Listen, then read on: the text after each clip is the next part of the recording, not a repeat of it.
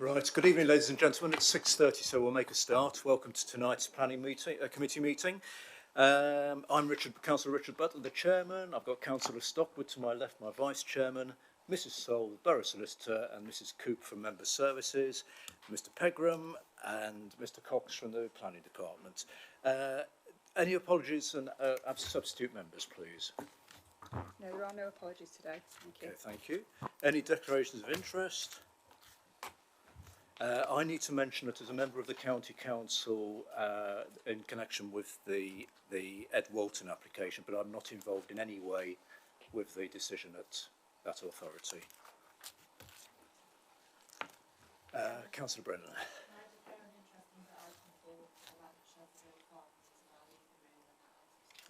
Okay, thank you. Councillor Purdy.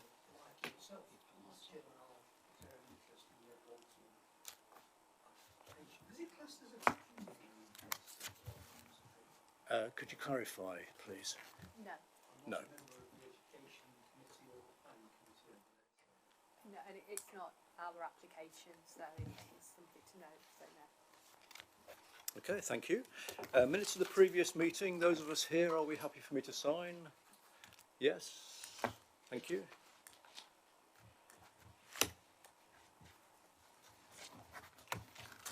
Just move those out of the way.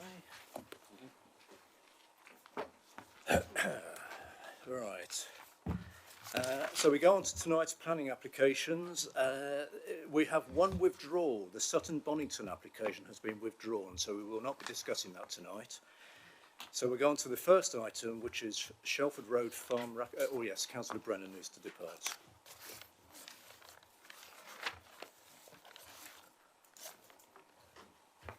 So our first application is Shelford Road Farm, Ratcliffe-on-Trent. This development of dwellings. This is a full application following outline permission already given, as detailed on your agenda. So, Mr. Pegram, do we need to do health and safety? Do you think? I've just remembered. Chairman, I was hoping Yes. we wouldn't have to No, run because- outside because it's raining. Yes. But if we do have to evacuate, it's either through 3 sets of double doors at the back, turn left out the side door, and then congregate in the far corner of the car park. Alternatively, out through these doors and onto the concourse at the front. But as I say, Chairman, given the weather, hopefully we won't have to. I hope not. So we'll go on to the Ratcliffe-on-Trent application now, please. And so, Mr. Pegram, if you talk us through this, thank you. Thank you, Chairman. There is, you've had late representations circulated on this item. I'd also just like to draw attention to a typo in the report. Paragraph 62, page 18, there's too many knots in there in the penultimate sentence. It should be, it is not considered that a refusal on grounds could be justified. So, Chairman, the application relates to an area off of Shelford Road at Ratcliffe-on-Trent on the eastern side of Shelford Road. So you have the railway line at the bottom here and Shelford Road here.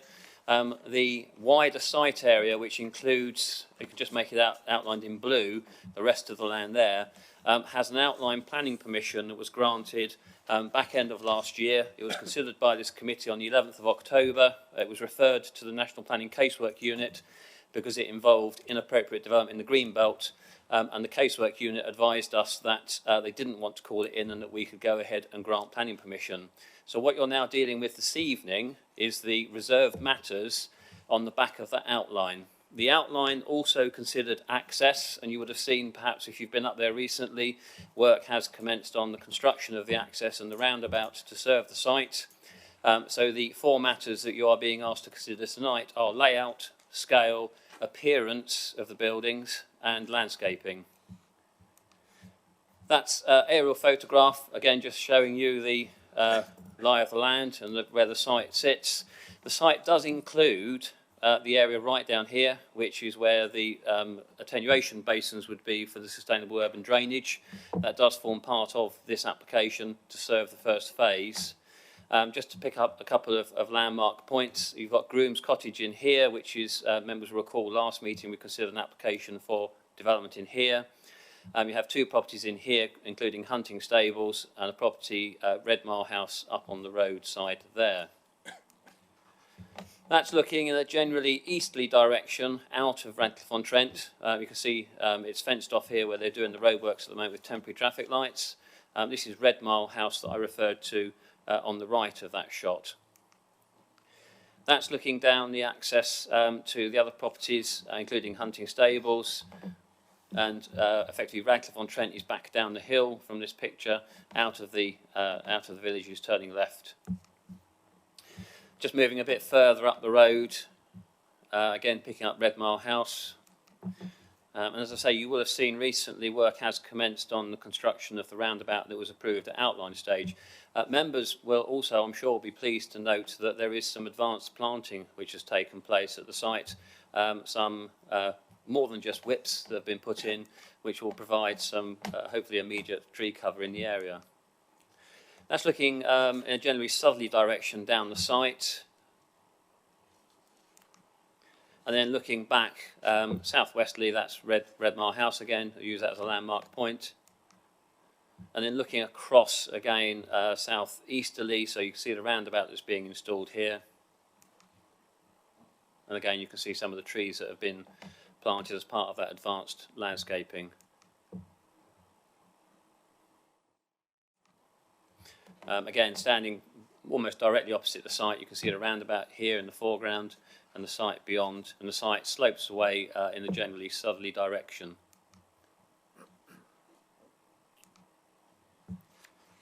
Again, just looking back, picking up Red Mile House and that access down into Hunting Stables. That's looking across at some of the farm buildings in the distance that would be demolished eventually as part of this scheme. Hedgerow along the roadside, and jumping the other side of that hedgerow, looking up across the site. So the site does wrap round Red Mile House and come in here. So, Chairman, this is the details of the roundabout that's already been approved at outline stage. You've seen that being constructed on site. That has got Section 278 and technical approval from the Highway Authority. So that work is now proceeding in accordance with those technical details. And the scheme before you this evening, as I say, is the Reserve Matters application for the first phase of the site. If I just zoom in a bit, when originally submitted, it was for 104 dwellings. As part of the response to some of the comments that were received, there was a pair of dwellings. Oh, I've lost my pointer now. Bear with me, Chairman. Oh, I can't do it with the zoom in. It was originally submitted for 104 dwellings. There was 2 pairs of semis in this area here. One of those pairs of semis, this pair, has been swapped out for a bungalow, obviously reducing the numbers to 103. So the Reserve Matters on the first phase is, as I say, for 103 dwellings. That just adds a little bit more colour in terms of proposed landscaping, so you can see some landscaping around the roundabout, tree planting. There's some existing hedgerows within the site which are to be retained here and here, with supplementary planting. Again, just zooming in a little bit more detail to give you a feel for the landscaping detail that's proposed along the road and buffer strip. This would be obviously the eastern edge of the development, and the intention obviously here with the lower density and the landscaping is to make a transition into the countryside. Again, this is the bottom end of the site, again showing you the general layout that's being proposed as part of this scheme.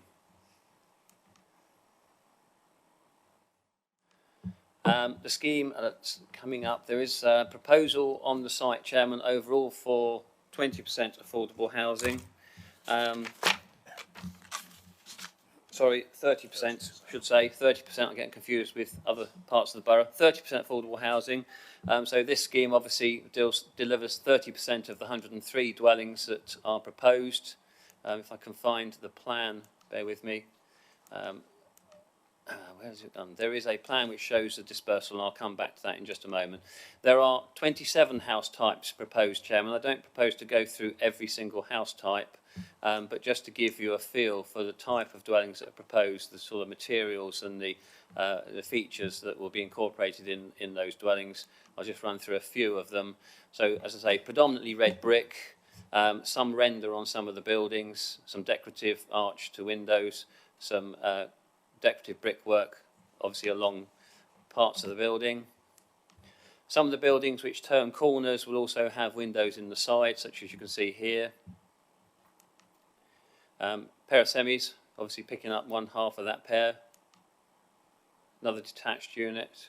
Oh, that's actually a semi. You can see it's got a one tacked on the back there, but that is behind that facade. Another example. So I don't want to go through all 27, but we've just included a variety for you, just to give you a feel for the types of dwellings that are proposed on the site. And again, this is a corner turner type dwelling. And some bungalows you'll be pleased to see.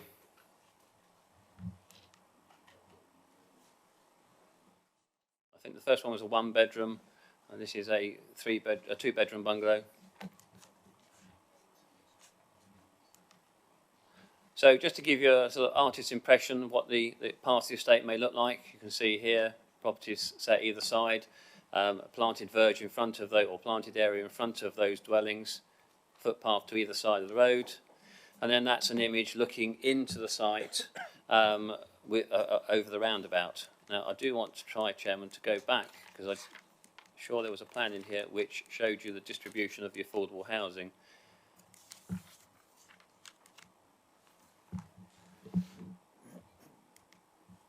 Which it's not on there. Right, if there's a particular issue about that, Chairman, it is, in our opinion, distributed well throughout this this particular scheme, this part of the scheme. Obviously, this is the first phase of 400 dwellings, so there'll be further affordable housings distributed across the rest of the scheme. I do apologise. I was looking at the plan on screen earlier, so I don't know where it's gone. There was a plan; it was marked up to show where the affordable units were. Do apologise on that. Chairman, anyway, as I say, this is a reserved matters application following the outline. Obviously, although the outline had to be referred to the National Planning Casework Unit, now that we're at reserved matters stage, our view is that this does not have to be referred to the casework unit. So it is before you this evening for determination.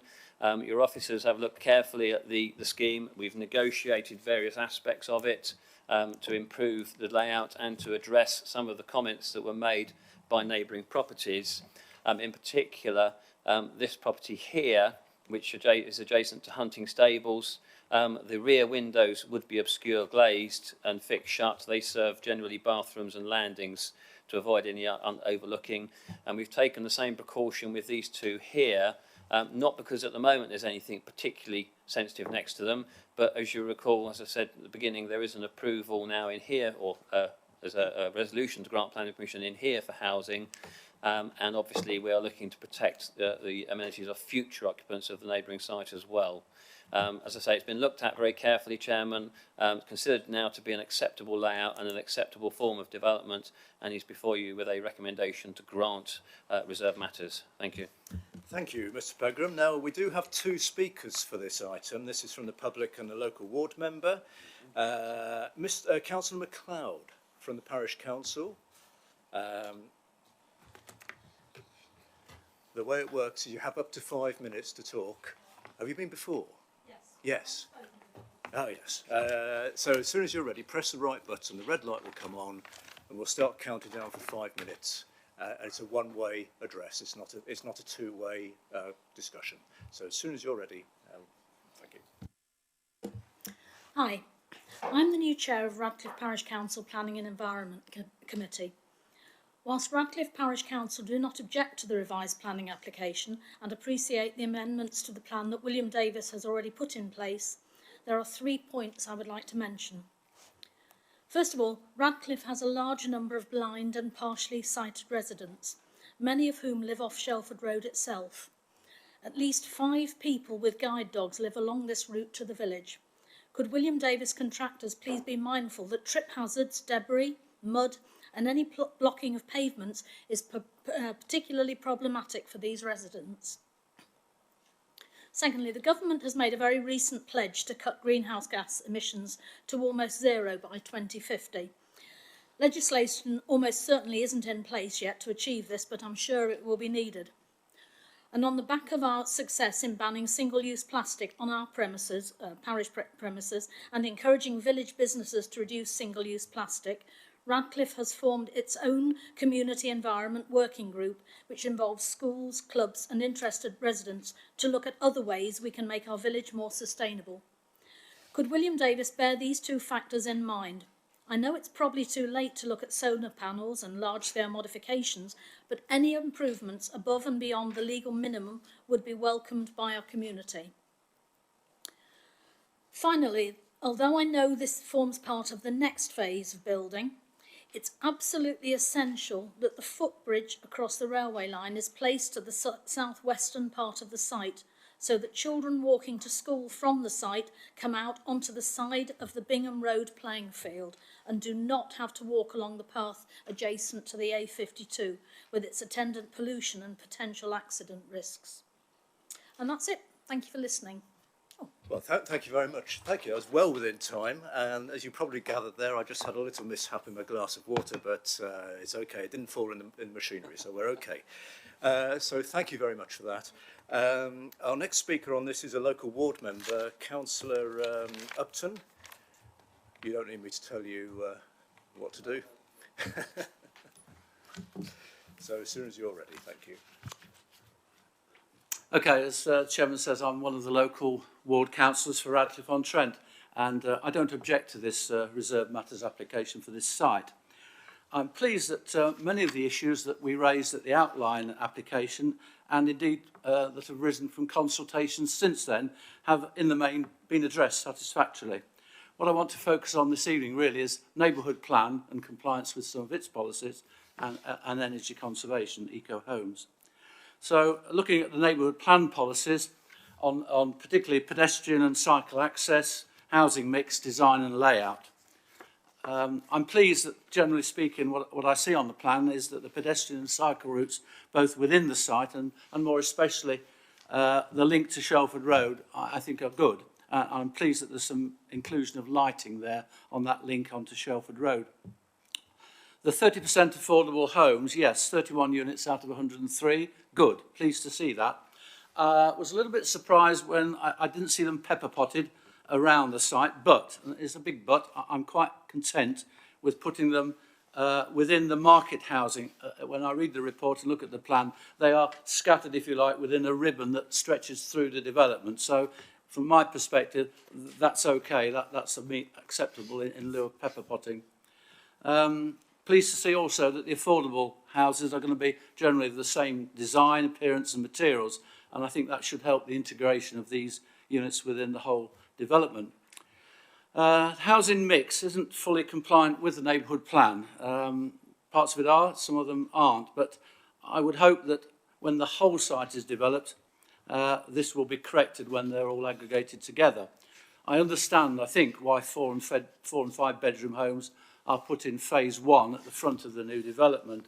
But equally, good to see some bungalows, which is certainly part of the neighbourhood plan. Personally, it's a personal opinion, I would ask for more terraced housing in future phases. There seems to be a lack of terraced housing these days, and I, for one, bought one when I started on the property ladder. I don't see a problem with terracing, but there we are. Regarding the design, the building designs, you've seen some of them on the screen, and the neighbourhood plan policies, particularly 14 and 15. They all talk about trying to get new development in tune with the local vernacular architecture of the village. And I think by and large it's gone a long way there, and I thank the developers and the planning office for that. You've heard about the red brick. It talks about 5 shades of red brick. Well, I call it Nottingham red brick. That's the local building material. Tick there. The neighbourhood plan talks about ivory coloured render. Good, that's there as well. Bay windows, the neighbourhood plan talks about bay windows, eaves detailing, stone sills, brick arches to windows and doors, and the rest of it. And by and large, I see that. So good, that's been reflected in the designs. Obviously, notice has been taken of what the neighbourhood plan asks for. And it mentions the Building for Life 12 guide, which is a great document. The boundary treatments have been enhanced as we asked for, and changes have been made to the design and orientation of properties next to Red Mile House, Groom's Cottage and the hunting stables. That's good. I don't know why only the garages are showing an electric charging point. Why not all properties? Can the committee please consider this? This is one of my main requests of you. Why not every property have an electric charging point, not just those with garages? We need to be more proactive on energy conservation. As you heard, the government aspires to a carbon neutral philosophy for 2050. That's only 30 years away. And I think we need to start taking that on board in our new housing developments. We need more energy efficient designs. You've heard about solar panels, triple glazing, rainwater harvesting and the like. Please try and bring that in now rather than having to retrofit it. Clearly not for this phase, but I'm asking the developer really to consider why not take a bit of a risk, in my opinion a low risk, build a few eco homes in your next phases.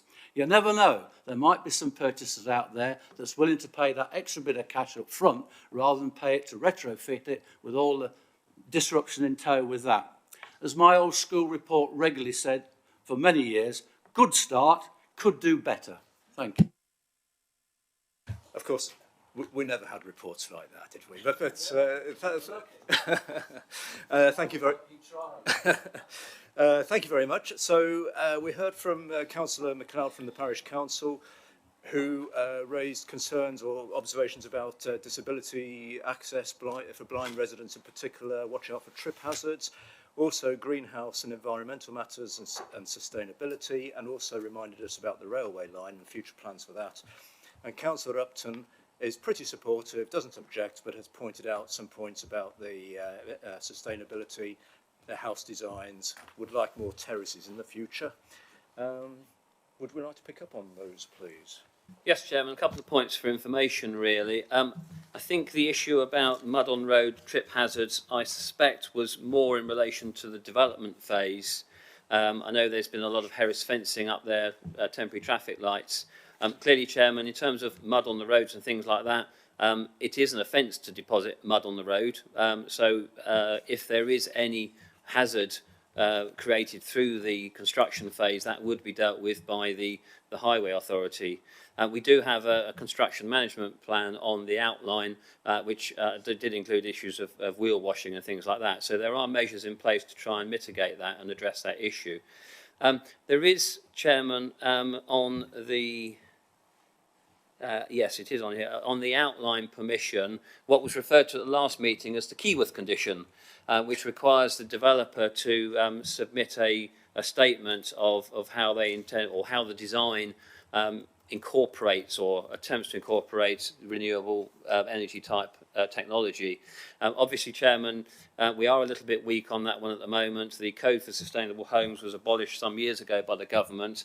We do have a policy in Emerging Local Plan Part 2, which says we will encourage developers to incorporate those facilities as part of the scheme. So that, as I say, we will encourage where we can. Just in terms of the affordable housing, Chairman, if I can find the other plan now. Do apologise, it wasn't on the plan, but effectively the affordable housing is located some in this area here. There's then some across the road in the scattered amongst these dwellings here, some more in here, and then there's this group down, if I read the plan correctly, down in here. The affordable housing is intended to be tenure blind, so it doesn't, when you drive onto the site, it shouldn't shout out, "I'm the affordable housing." We do not know at this stage what the distribution of the mix of affordable housing is, i.e. affordable rent, social rent and intermediate. That will be determined once the developer has finalised their agreement with the registered social provider for the site. But it will deliver the required mix and the required percentage that was required under our policies. Chairman, we do accept, or the developer also accepts, and it's set out in our report, that the scheme is not 100% compliant with the housing mix which is set out in the neighbourhood plan. That's dealt with at paragraph 60 of your report. Part of that justification put forward by the developer is that there is an acknowledgement in the neighbourhood plan that that the mix and the sort of smaller houses would be concentrated more towards the centre of the village. When we move out to lower density, that mix may change a little, but I would emphasise this is the first phase of a wider scheme, and clearly there is an opportunity to look at that again on the other applications. In terms of the bridge over the railway line, Chairman, this scheme is not required to deliver a bridge. It wouldn't be commensurate to require a scheme of 400 houses to deliver a bridge over the railway line. What the outline does do is reserves land at the bottom end of the site, adjacent to the railway line, so that if the funding was available in the future, a bridge could be provided. It doesn't form part of this scheme, but we have hopefully tried to address that through the outline application. In terms of boundary treatments, Chairman, part of the boundary treatments do include what they call instant hedging along the boundary with Redmile House and Hunting Stables. So that will be literally, it will appear almost as an instant hedge planted on site, which will then have to be maintained as part of that boundary treatment. Thank you, Chairman. Thank you, Mr. Pegram. I think that's picked up the points that were raised by our guest speaker and our ward member. So we're now at a position now where we need to start discussing and coming to an agreement. We have a recommendation to approval, as you will see. So who would like to start off with any comments or questions, please, if anyone? Councillor Thomas. Yes, I wanted to ask about the access to the health centre site. Pedestrian and vehicle access, because if it's coming from within the development, it needs to be secured in this phase. I think it's probably quite important that there's pedestrian access into the health centre site from both the road and from within the estate.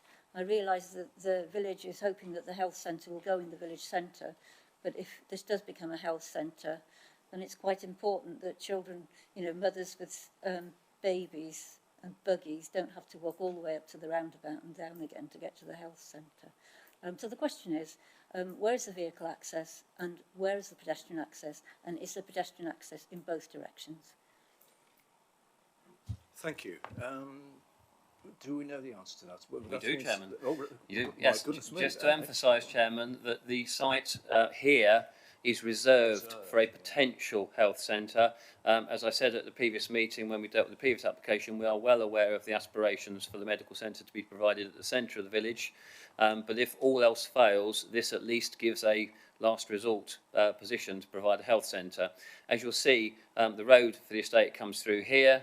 There's a vehicle access proposed at that point, and there would be pedestrian access from Shelford Road and from within the estate. No direct vehicle access onto Shelford Road though, but there would be vehicle access in that position there. Is that clear? Does that help? Okay, thank you. Anybody else want to come in on this one? Because there has been a lot of discussion, because obviously we had the outline application some time ago, and so this really is, although there's a lot to look at here, there's probably not a great deal to decide, really, is there? Because it's the detailed application. But Councillor Purdue-Horan.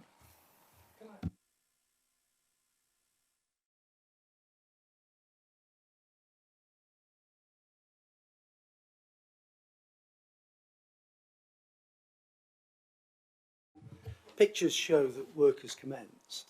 Was that supposed to happen with outline planning? Are you referring to the roundabout? Yes. Chairman, yes, they are. At the outline stage, they either apply for pure outline, or they can have any one of the 5 reserve or more reserve matters considered at the outline stage. In this case, they asked for access to be considered, and that included details of a roundabout to be constructed. So the access was approved at the outline stage, and they were therefore, they're within their rights to carry out that element of the work before they've got their reserve matters. Are you happy with that? Yes. Okay. They haven't jumped the gun or breached planning or anything of that nature. With that, Mr. Chairman, I move the proposal to grant permission. Thank you very much. That's as shown on the report from page 19. With the conditions. Do you have a seconder for that proposal, please? Would anyone like to second? Councillor Verdi, do you wish to speak on this at this stage? I think, thank you, Mr. Chairman. I think as you've already highlighted, the application is a very detailed application, and following the outline approval, the reserve matters, as Officer Andrew Pegram has already outlined, most of the conditions and the concerns in the representations have been addressed. So I'm quite happy to second the motion. Thank you very much. Mr. Pegram, you are anxious to speak? Chairman, it was only to clarify for members and perhaps for the newer members of the committee, Yeah. there are only 3 conditions on page 19, but I can assure you that all of the outline conditions are still applicable to this development. So although there's only a few conditions on this one, the outline, because it's a reserve matters application, the outline conditions are still enforceable against this development. Thank you very much. And indeed, the outline permission and report was very detailed as well. And so that's one of the reasons why decisions take so long to come to, because there's so much to go into in outline stage, and then when we get to the full stage as well. Right, we've had a discussion, we've had it proposed and seconded. I sense no one else really wishes to speak on this, so I think we can make a decision. So we've got the recommendation shown on page 19. I won't read it all out. So can I have a show of hands for those in favour of the recommendation? And just to confirm, anyone against? No abstentions, so that's unanimous. So permission is granted as per the report, and thank you very much.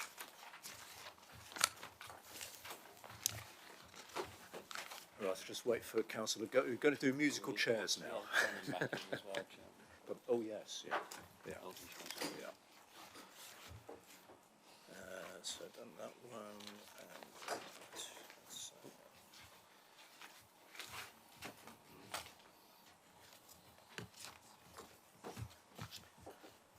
So we'll go on to our next application, which is an outline application for the Abbey Road Depot at West Bridgford, for demolition of existing buildings, residential development with associated infrastructure and access points from Abbey Road and Buckfast Way. As I say, it's outlined, so this is just to agree or come to a decision about a principle of development. So, Mr. Pegram again, please. Thank you, Chairman. Yes, the application relates to the Abbey Road Depot. It is a council-owned site. The application is submitted by the Borough Council and is therefore before this committee for determination in accordance with the scheme of delegation. The application site, I'm sure many of you will be familiar with. It's bounded to the north by properties which front Eltham Road, to the west by properties which front Abbey Road. Then we have Buckfast Way down the bottom to the south, and then we have some allotments in this position.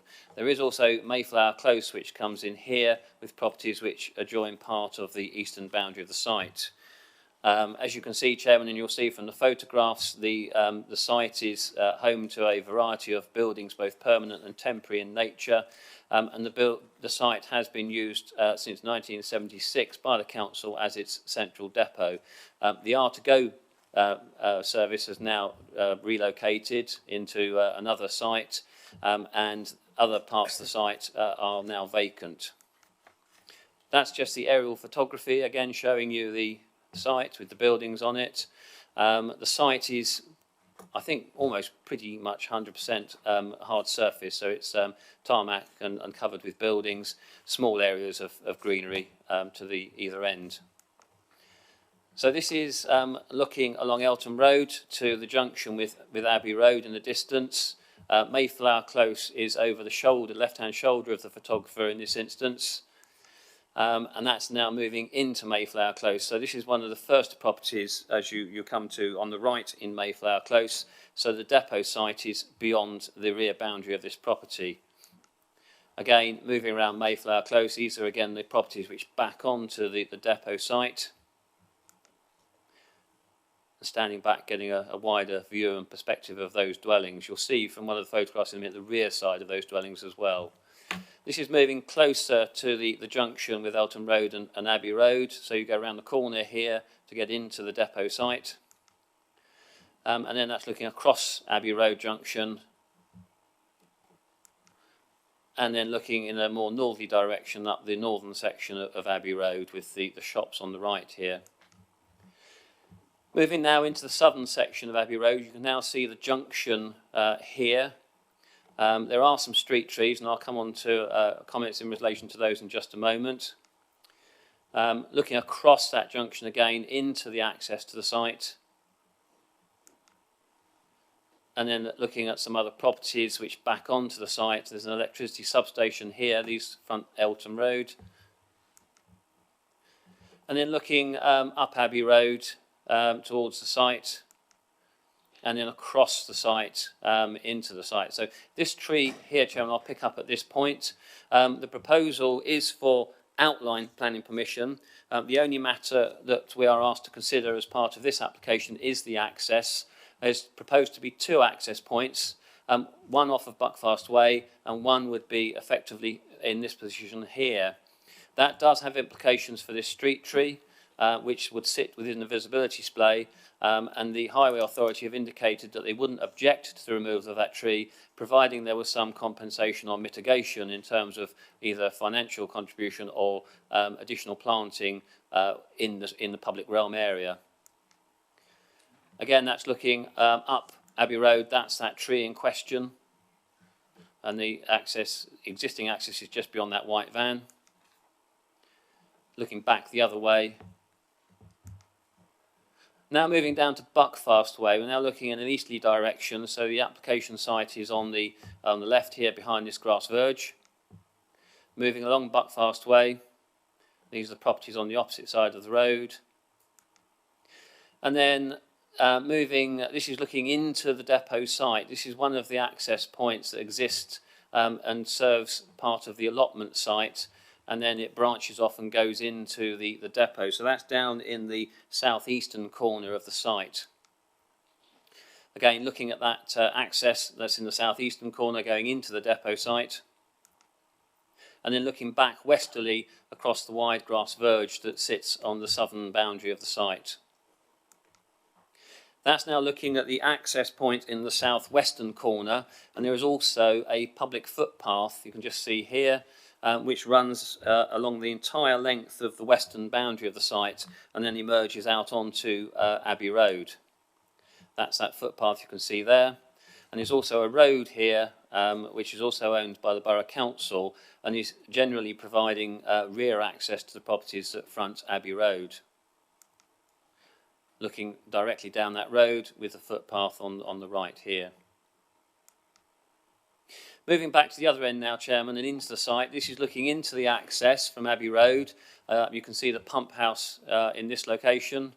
These are the properties which front Eltham Road and the electricity substation I pointed out earlier in the photographs. Moving further into the site, and you can see the reception building and some of the larger buildings that form part of the depot. And then swinging round, looking in a southerly direction at that first house on Abbey Road. And as I said, the access would come through this area here. That's looking back out of the access. So again, the properties on Eltham Road and the electricity substation. And then looking across that area where the proposed access would run. And you can see here, that's the line of the public footpath as it emerges out of the north end of the site. That's now looking across in front of the pump house building at one of the other ancillary buildings. So the properties in the background front Eltham Road. And then standing a bit further back, picking up the pump house and the access out of the site. I'm sure a number of members are familiar. There are some shots here just within the site showing the buildings that would be demolished as part of this scheme. There's the permanent reception building, there's some of the old workshop buildings and also temporary porta cabin type buildings within the site. So as I say, these will all be removed. Has been used by the council for storage of temporary storage of glass and recycling materials. And you can see there the properties which front Mayflower Close, which I pointed out earlier. Again, just some other shots around the depot to show you the general character of it. And this is down at that south eastern corner looking out of the depot site towards Buckfast Way. Again, just looking down the site. Those are the properties which back onto Mayflower Close. Again and again. And again.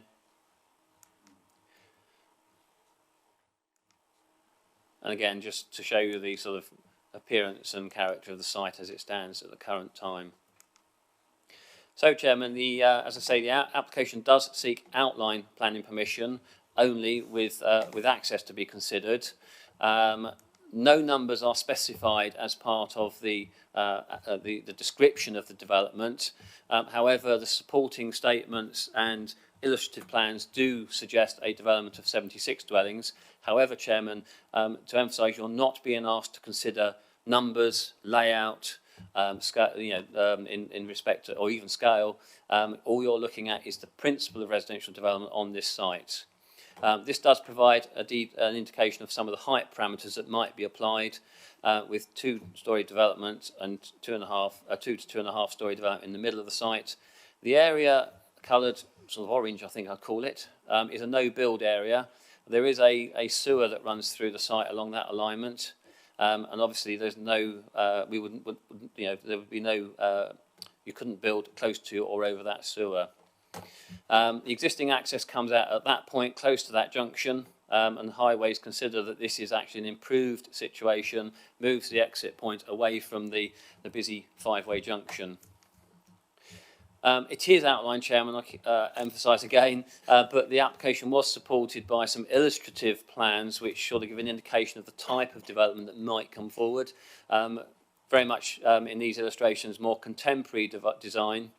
And I think it is a site that, if this was to come forward, would be appropriate. It doesn't really sit in a road frontage situation. It sits almost as an island behind other development, and there is perhaps an opportunity here to do something a little bit different. But as I say, those are for illustrative purposes only, and members are only being asked to consider the principle of residential development.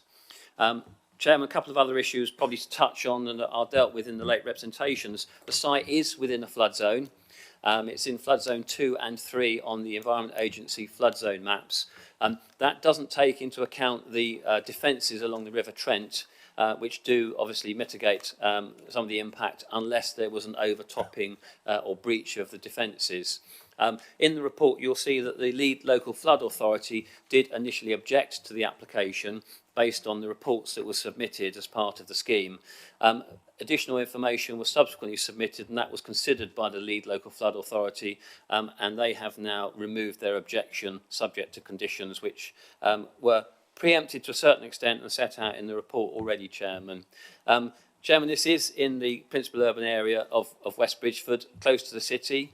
It is as you see, in a built-up area surrounded predominantly by residential properties. The site clearly is in a commercial use and has in the past and until quite recently generated quite significant vehicle movements, certainly in the morning and later in the day when staff arrive and vehicles go. So there is some play against that in terms of an improvement perhaps in vehicle flows at peak hours. Given the location of the site, Chairman, it is a brownfield site within the principal urban area. It's the view of your officers that the principle of residential development on this site is acceptable. Thank you. Okay, thank you very much. And we have a speaker on this item who is one of the ward members, Councillor Goland, please.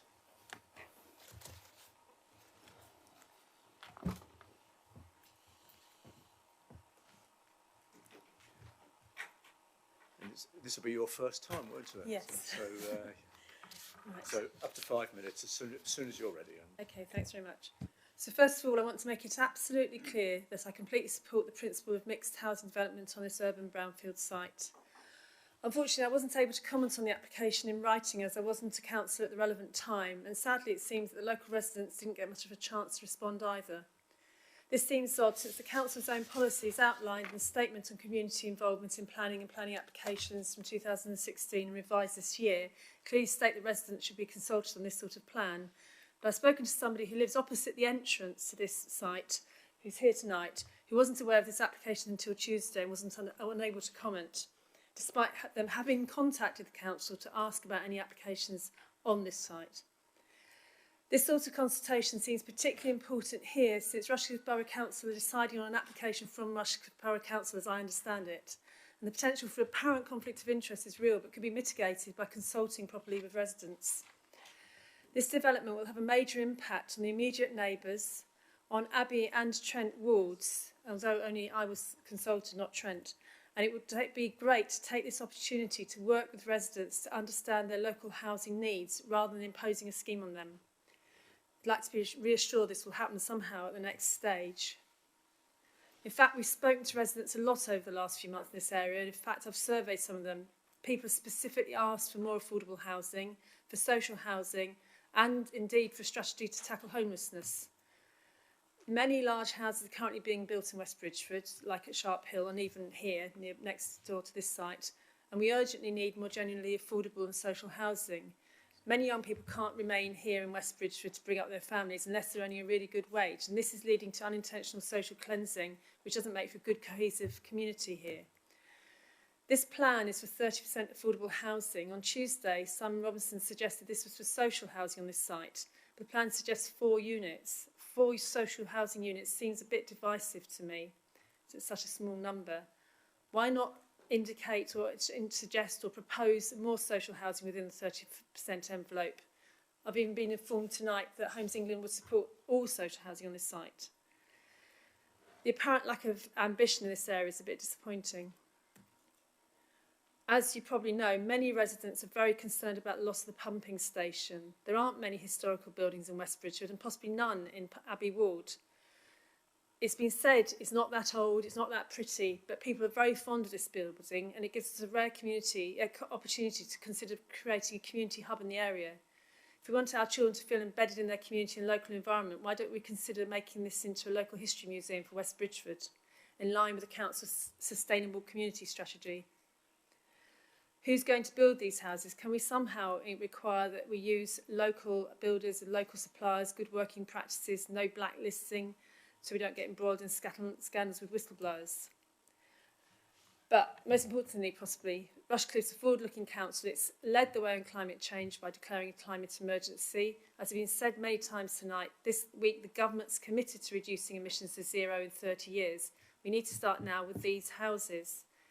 We should write a much stronger requirement for self-sustaining off-grid type accommodation now at this outline stage. I completely understand this is an outline planning commission with all matters reserved. But why? If we could put detailed plans in here, we've got detailed plans here which set a precedent what is to come. Why not take this opportunity to define what we want to see at the next stage? Sustainable social housing for young people. Rushcliffe can show the way to the rest of the world how to build homes for a sustainable future. I understand there is some time pressure because we want to get access to grant from central government, but the site is still not cleared. So at this point, I reject this application and ask to revise it in line with key council policies regarding consultation with the residents and climate change. Thank you. Okay, thank you, Councillor Goland, who supports the idea of general development but has some concerns about community involvement and the sustainability, environmental impact on neighbours, would like to have more of a say in what may well come there if we give permission tonight, and local builders and the pumping station, the issue of the old pumping station building. So, Mr. Pegram, please. Thank you, Chairman. Chairman, I was just looking in the file for this application, which I haven't quite got to yet, but I may before the debate concludes. Chairman, this application has been publicised as we would with any application. Certainly we wrote to a number of neighbouring properties around this site, and we also posted site notices. Clearly, Chairman, it may appear from the outside that the council has a conflict of interest here as the owner of the site and potentially the determining authority on any planning application. Chairman, obviously your planning officers have to remain impartial throughout the planning process on any application, and I would say in particular when we're dealing with an application which is submitted by the council, that has to apply even more strictly, and there's Chinese walls, if you like, we don't breach within the council. So if there's a solicitor acting for one side, it's a different solicitor acting for the other, etc. So there are measures in place to make sure that there is no conflict of interest. This is obviously dealt with under the planning regulations, and those planning regulations must be adhered to and enforced throughout the process. In terms of some of the other points, Chairman, I say local residents, I am confident, were consulted. I may find that in the meantime. Why not more affordable housing? Chairman, clearly you are the planning committee this evening. You are determining a planning application in accordance with your council's planning policies. So you must consider what is before you, not what could be or might be. Yeah. Your policies require, as a planning authority, that you provide or seek in this area up to 30% affordable housing within the scheme. And this proposal, clearly, I stress, we are at outline stage only, so we do not know the final number of dwellings that would be built here or the final number of affordable houses that would likely be delivered. But again, when we consult the strategic housing officer, they will provide us with details of the appropriate mix in terms of social, affordable rent and intermediate. Chairman, I think the loss of the pumping house is regrettable. However, it has been looked at by your conservation officer, and you have in your late representation schedule quite a detailed analysis of the building. He has gone into the building and looked at it extremely carefully. Other examples are referred to by the county's conservation officer, including the pumping station at Papplewick. Those are earlier examples of pumping stations around the 1880s, which still have a lot of the, in fact the Papplewick one has its pumping equipment and the steam engine inside and is still operational. Indeed, I understand it opens at certain times of the month or year for people to go around and see it. The other aspect is that building is, and the other one that's referred to by the county's conservation officer, is set within a landscape setting. And when we deal with listed buildings, it's not just the building itself that you consider, it's the setting of the building. And those buildings are set in gardens or parkland settings, which are themselves recognised for their importance. And you look at it as a package. In terms of the pumping station on this site, my understanding is it's early 1900s, so it's a later example. It doesn't benefit and has never, as far as we are aware, benefited from the same quality of landscape that those others benefit from. As I say, the conservation officer has been into the building. It has UPVC windows. It has had new floors put in. It's had new subdividing walls erected. Part of the building has been demolished in the past. All of which dilutes its value as a heritage asset. If you lift the carpets, Chairman, there's not even any evidence of where the equipment stood in the building because they've had new concrete screed floors. So, as I say, your conservation officer has looked at it and does not believe that it is a building that is worthy of statutory listing. It falls well short of the criteria for listing, and in his view, is at certainly at the lower end of value in terms of a non-designated heritage asset. What that all adds up to, Chairman, is the fact that if permission were refused on grounds of the loss of that building, in my opinion, it would not be a sustainable reason for refusal. The question was asked, who is going to build the houses? Chairman, that again is irrelevant to this committee this evening. You are considering an outline application seeking agreement to the principle of residential development on the site. Again, that's another matter for the council as landowner and not this committee. Again, why outline? Clearly, Chairman, it's the first stage would be to seek approval of the principle of development on this site. It is a brownfield site, so that weighs heavily in favour of development for residential purposes. It's within the built-up area, as I've said. So again, development in principle is acceptable, and clearly the next stage will be to determine who develops it and with what. And I was trying to look through, Chairman, I failed miserably to see if the Keyworth condition that we referred to is in here. But again, it does talk about buildings for life, I know. So I'll hand over back to you. If I find that, I will refer to it, Chairman. Okay, thank you very much. So we can go into discussion and debate now as we come towards a decision. Who would like to start? Councillor Murray, please.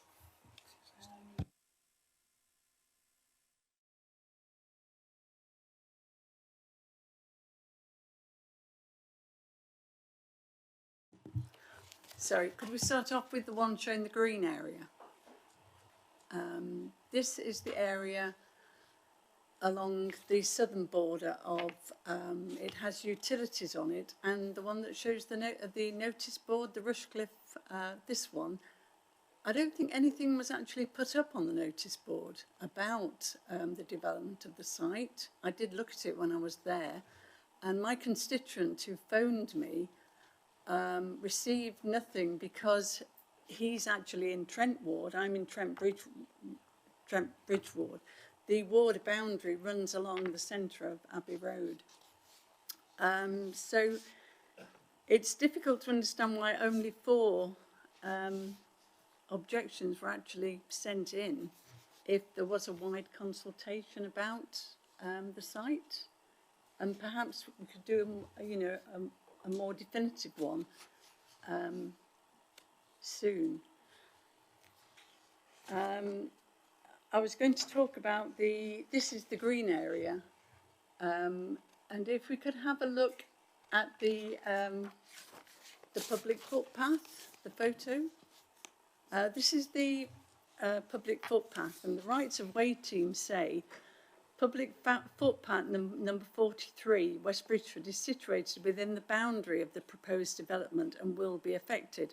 The proposals to divert the route of the footpath is misleading, as the proposed route would essentially incorporate the footpath within the footway of the adopted highway scheme. And they said it is clear that the footpath is a well-used jetty forming a useful link between the many highways feeding onto Abbey Road. We view this proposal as offering fewer public benefits than the existing arrangement. Not only will it potentially increase its length by around 70 metres, the current footpath offers a route that has complete separation from vehicular traffic movement. And the southern end of the footpath provides a less congested crossing point to link with a pedestrian route to Tewkesbury Close, which forms a convenient access link to Abbey Road Primary and St Edmund Campion schools. And so it forms over 500 metres of pedestrian access without through traffic. Therefore, we object to the proposed development to incorporate the footpath, and I think RBC should retain the recorded line of the footpath and explore options to improve the adjacent fencing design and street lighting scheme. And I know myself because I use that footpath quite a lot. The proposed northern access is a marginal improvement over the existing access, but I believe that the visibility, could we have the one showing the corner?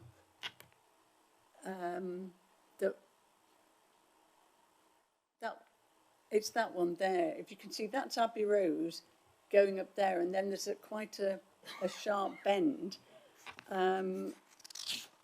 And the visibility standard may not be met unless a traffic regulation order prohibiting waiting, preventing parking on both sides of Abbey Road is introduced by the Highway Authority. It is also dependent on what happens to the area to the north of the proposed access.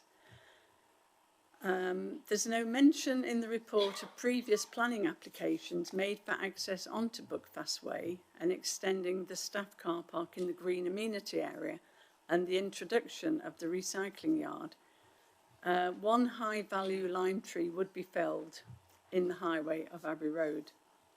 And I'm not sure that I agree there would be a modest reduction in vehicle trips in the peak hour. The main peak hour at the moment is 6:30 to 7:15 in the morning and 2:45 to 3:30 in the evening, Sorry, in the Councillor, afternoon.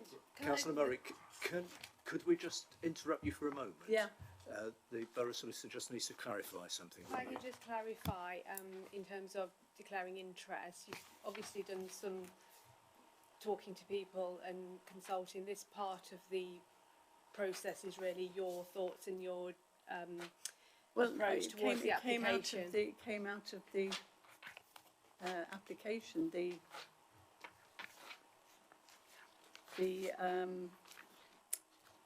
rights of way team is in the application. Yes, but all of the councillors here have got that information, and Yes. it's within the paperwork and it's in the report. So the purpose of this part of the meeting is for you to give your views and comments really Well, in terms of what yeah, you I think. mean, So I it's know okay to direct towards this, but Yes. I don't think there's any particular benefit in terms of actually reading them verbatim. No, okay. Okay. Where did I get to? Yes, so I was going to say that actually with the development, the peak flow time will actually be within when they're going to work and when they're coming home, rather than early in the morning before the peak time and later in the afternoon.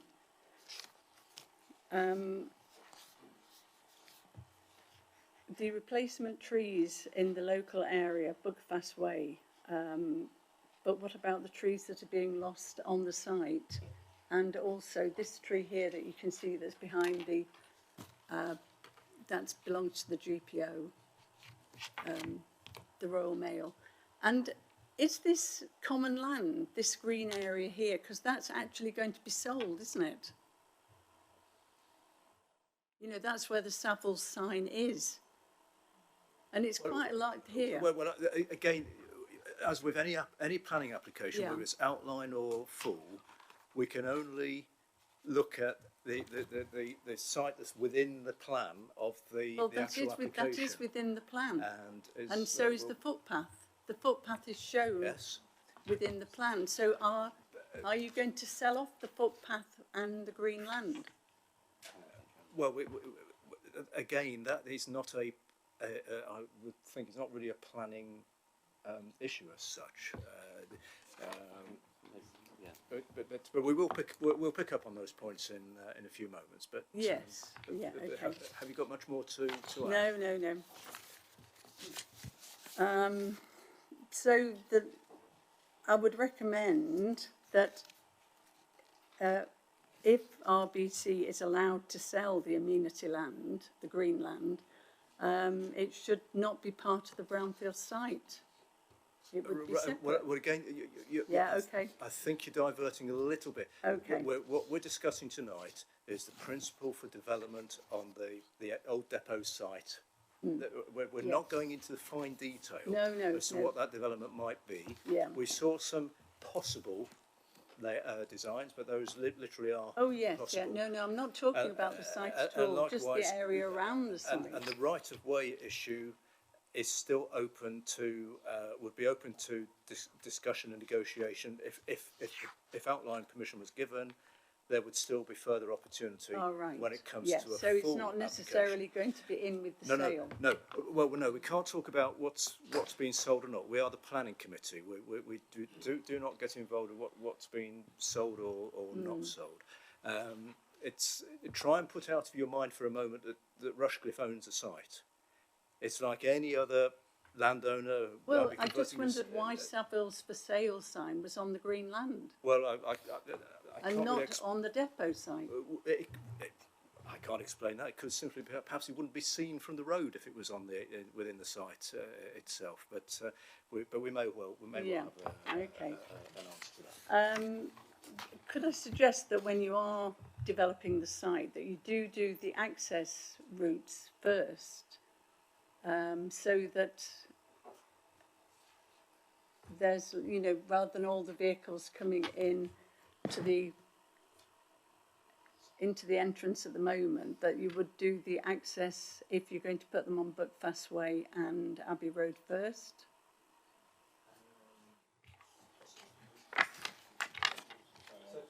Question. On the multi-phase. Yes. The question there is, if we were to give permission, could we ask for the access to the site from both the new one, the amended access position, and Yeah. the new one, could be brought into use before Because any then construction local started? residents who are all around, the noise, you know, the demolition, reprocessing and construction. Well, there would always be, whenever you minimised. have an application like this, there will always be conditions and advisory notes Yes. that will suggest that a developer should minimise disruption, Yeah. inconvenience to local residents. We always Yeah, get and that do in. you liaise with the county council too about, because I know that Edmund Campion and Abbey Road are both full, as are all the schools in West Bridgford. Yes, all the service providers such as the county council, the health people, Yeah. all the interested parties will always be consulted on an application like this. Not necessarily at this stage though. No, no, You no, wait. no, We yeah. have to wait until a full application comes in.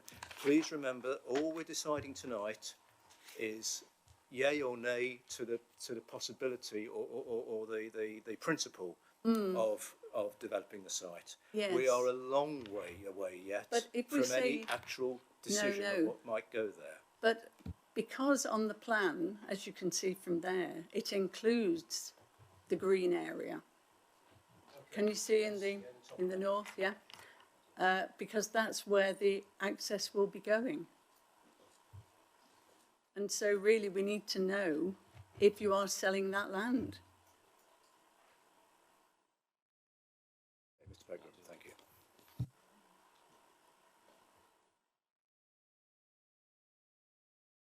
Chairman, I don't want to try and stray into issues which are not relevant for this committee to consider, but I may refer to them just to assist perhaps in understanding of that. The application site is as outlined in red on the screen in front of you. All of that land is owned by the Borough Council, including the green verges at the bottom south end of the site and the one that fronts Abbey Road. So those do form part of the site. They are owned by the Borough Council. They do not have a formal designation as common land, but they are effectively areas of currently public open space.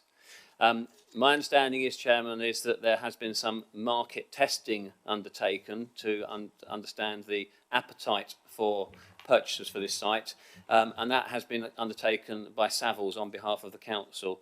I stress, Chairman, that that aspect is totally irrelevant to this committee as a planning committee, and I stress that you must consider this application based on planning legislation and planning policies, and as Chairman quite rightly put, set aside the fact that the council is the applicant in this instance. The same policies and procedures apply to any application regardless of who the applicant is. Just to address some of the concerns that have been raised, Chairman, in terms of consultation, I've been checking our systems while this discussion has been going on. I have been listening as well, I can assure you. We put a site notice here, and we also posted a site notice here at the other end of the site. In this instance, there was a specific requirement to post a site notice because it was advertised as may affect a right-of-way which runs up the western boundary, as we've discussed. In addition to that, Chairman, we sent out 93 neighbour notification letters to properties around the site, including opposite on Buckfast Way, Elton Road, Abbey Road. So there was quite an extensive consultation process undertaken.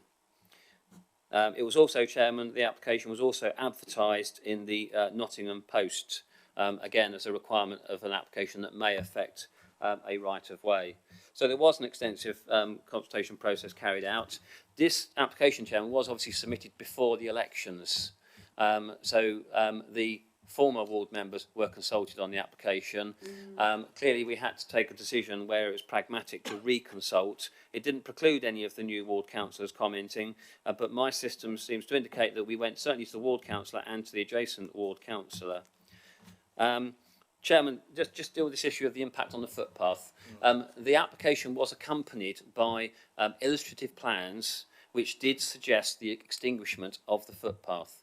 However, Chairman, it is an outline application with all matters except access reserved.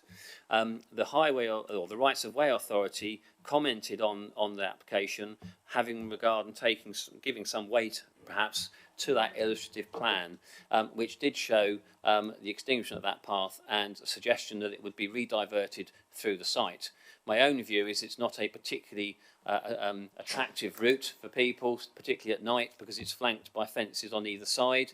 And your planning officer's view, although obviously it differs with the rights of way officer, is that a footpath that runs through the site and is surveyed by properties on either side, in my view as a planning officer, not as a rights of way officer, Chairman, would be a more attractive route.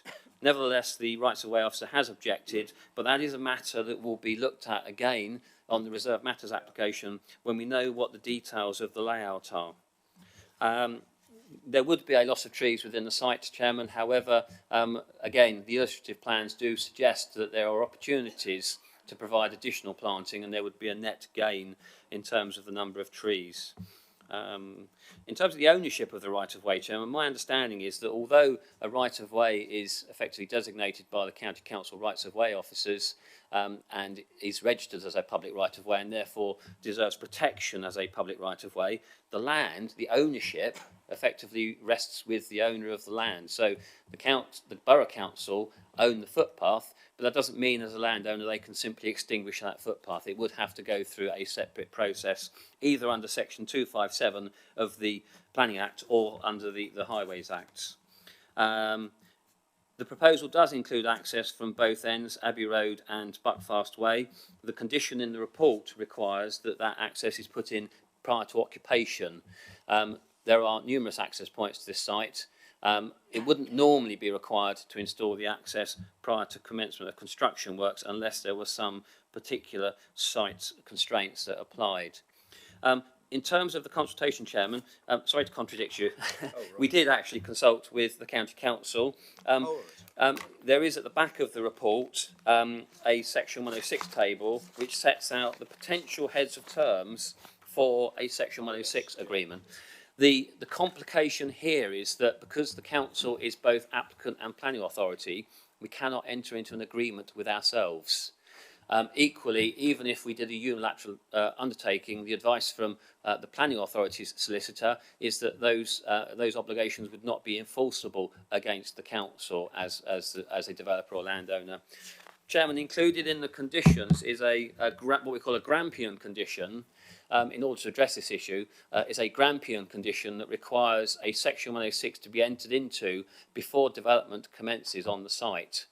I would suggest that if the council were to develop the site itself, we are a responsible body and we would take on board the requirements of the consultees in terms of those contributions, which you mentioned education does include contributions for education provision. Alternatively, if we were to sell the site and a private developer was to build on the site, they would have to enter into a Section 106 agreement before work could commence on site, and then that would be like any other Section 106 agreement. It would be binding on the land and enforceable against the developer or any successor developer in title. I don't know, Chairman, whether Mrs. Soul would like to comment further on that issue at this stage or whether she feels I've addressed it adequately. No, I think there's nothing further to add. I think that's fine. Thank you. Okay, thank you very much. I hope that's helpful. Now, our next indicated speaker is Councillor Healy. Thank you. 2 points, if I may, please. Having the school run, let me start again, apologies. Having done the school run with one of my grandchildren for many years to one of the schools at the end of Abbey Road, when I became aware of this development, initially I was rather concerned. A lot of traffic, and clearly initially I thought this would impact that problem further. However, I have to say, having read the detail, I'm pleased to see that the access point off Abbey Road, in effect, is quite some distance from the school, plus creating an entrance off Buckfast Way. So that seemed to allay my concerns.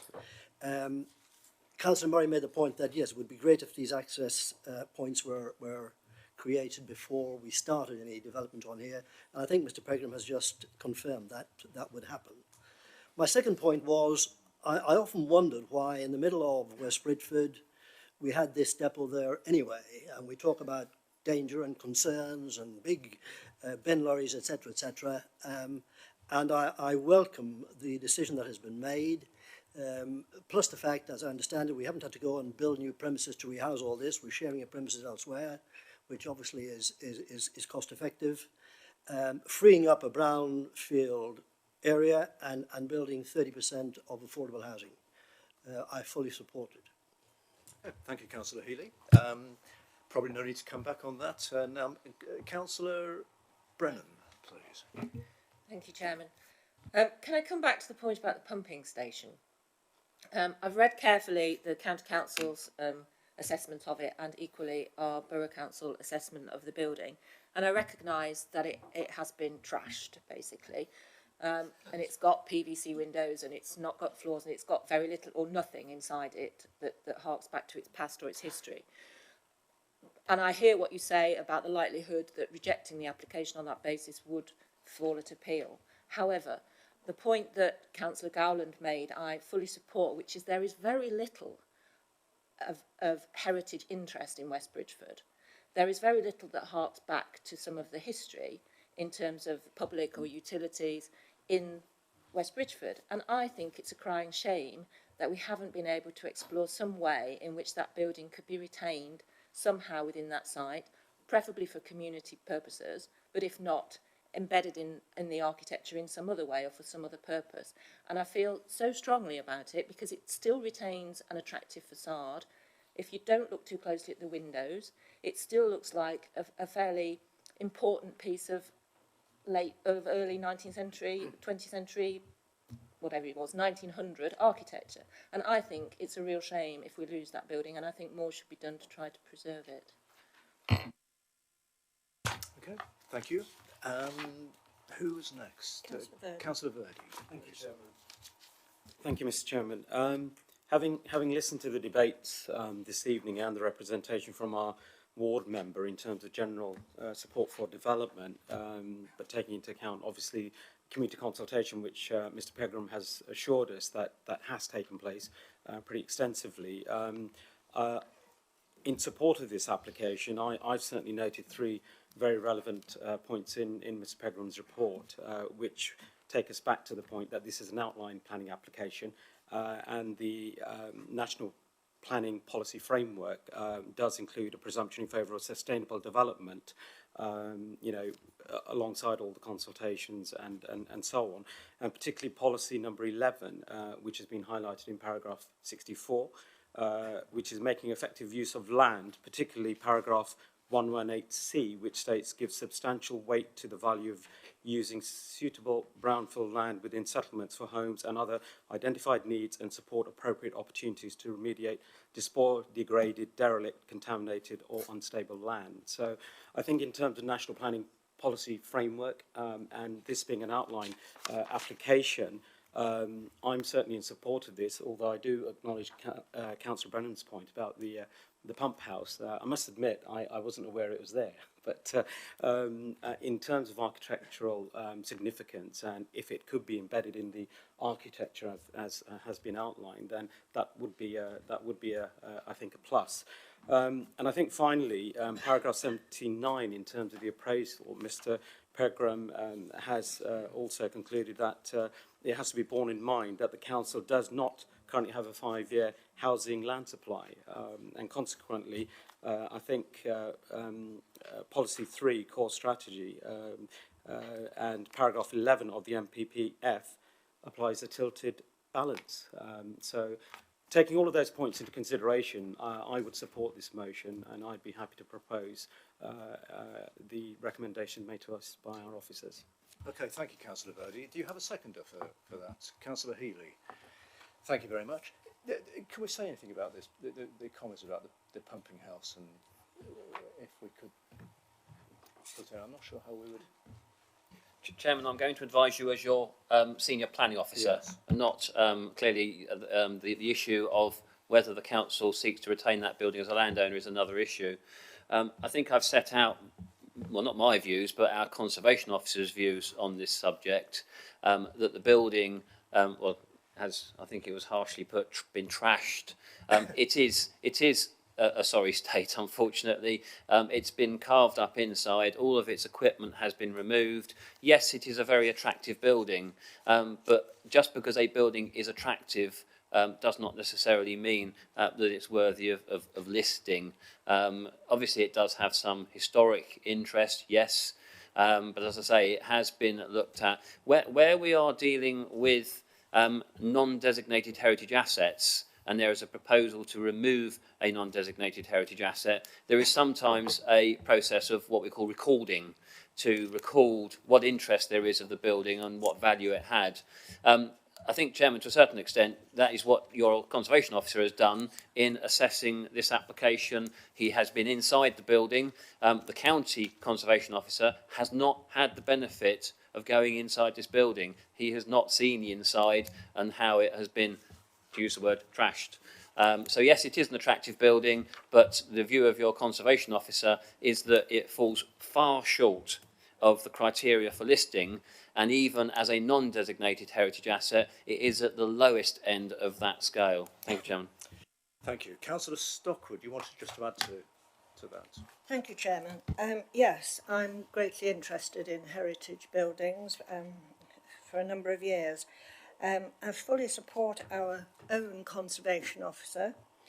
I know Mr Morden very well as well, and I share his concerns up to a point, but I can't really add any more to what Mr Pegram said.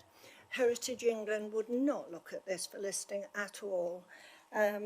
One thing that could be done in the future in mitigation, if the building is demolished, you could save the bricks. Bricks of 1900 are, do have a value and could be used elsewhere.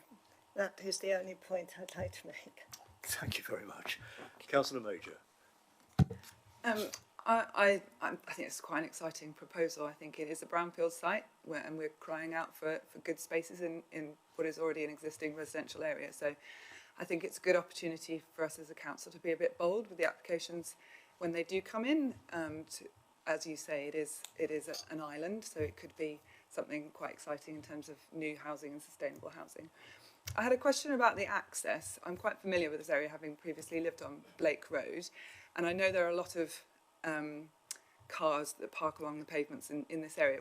Do we have, and this might be just my own experience, do we have any say in, if the access point comes out onto Abbey Road, where you're suggesting it does, do we have any role in protecting the highway, so to put double yellow lines, because that is quite a dodgy corner, and if there are people parked on the roads, the pavement as they currently are, how much influence can we have on restricting the cars on the road at that point? Because I think the access point at the moment is a bit of a nightmare, and so I'm all in favour of it moving, but I think it's not a very wide road, and if there are cars on either side, it does become problematic. Okay, thank you. Very much in the hands of the Highways Authority, I think. Would anything to add to that, though, Mr Pegram? Yes, Chairman. The traffic, the WO lines and restrictions of that nature would be controlled by a traffic regulation order, so it's a separate process. When the Highway Authority do a road safety audit, or they look at technical approval for the access, they feel that is necessary, they may implement that as a separate process. We can't require it by condition, and we certainly shouldn't consider an access, the safety of an access on the basis that yellow lines might be put down, because we cannot guarantee that as the case. What I would say is that this application was supported by a transport assessment that looked at the existing movements to and from the site, the movements in the area, and also using things like what they call TRIX data, projected movements from, and as I say, as a worst case scenario, around about 76 dwellings. And the opportunity to say it, Chairman, the Highway Authority do not object to this application, so they are satisfied with the access proposals, and in fact I think they even go as far as saying that, as you've acknowledged, it would be better than the existing access out onto Abbey Road. You'll hear that a lot. The Highway Authority doesn't object. Councillor Thomas. Yes, I had 4 points, and they've largely been covered, but I am wondering if some of them could be picked up by conditions. For example, looking at all options for retaining the pumping station and the route of the footpath 43, the redirection of it. I think the point that the Rights of Way officer is making is that it is an off-road footpath, and I think there's a difference for children walking to school on a pavement, between a pavement and an off-road footpath. So I would wonder if that could be looked at. In terms of mature trees, I know there was some discussion about the lime tree at the entrance, but I believe there are a couple of poplar trees as well, mature trees, and I was wondering if loss of the trees, mature trees, could be covered by condition to plant trees of a particular size. It's not just the fact that they're losing trees, they're losing mature trees where there are few in a fairly urban area. And the other thing to be picked up perhaps later is it is a good opportunity, this, to build housing for older people in an area where there's perhaps not a lot of it being built, which is quite a requirement for Rushcliffe. And I wonder if that is something that could be looked at in the reserved matters. Okay, thank you. I think there is reference to trees in the type of trees. So I know I saw it.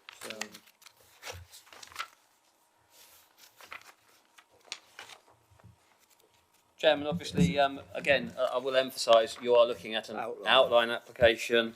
Landscaping is a reserved matter, so it wouldn't be appropriate to put conditions relating to requirement for details of a landscaping scheme on this application. But, Chairman, what we have done is required that the approval of reserved matters does include the details of the planting.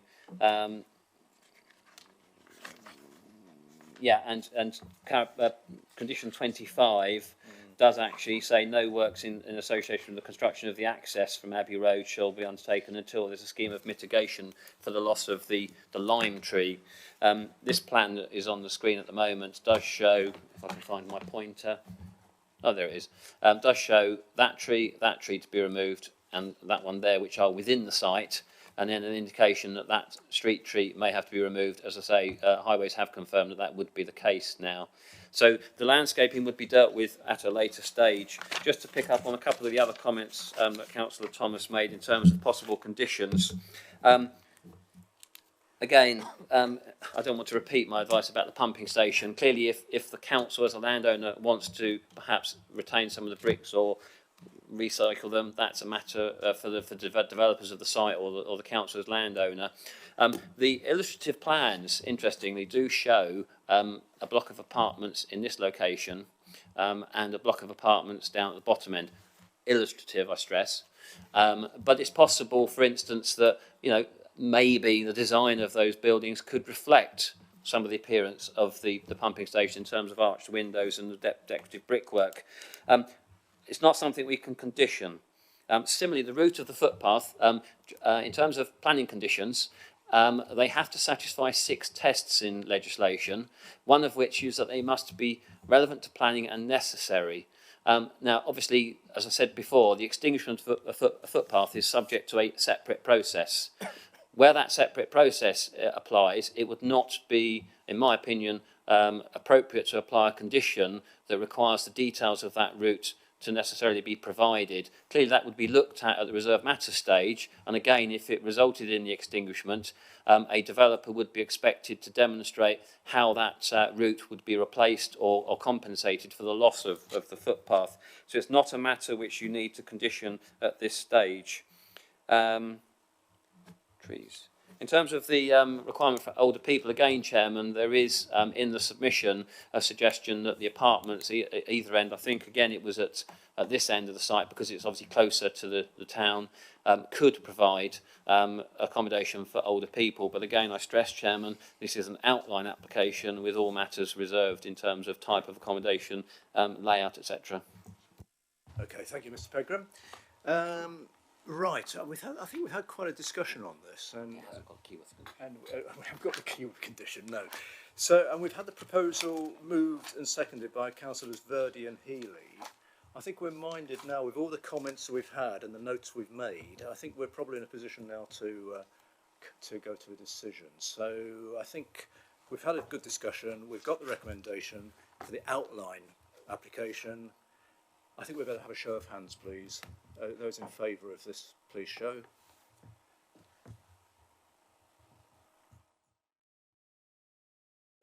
And anyone against? And any abstentions? So that's one abstention. So outline permission is granted. So thank you very much.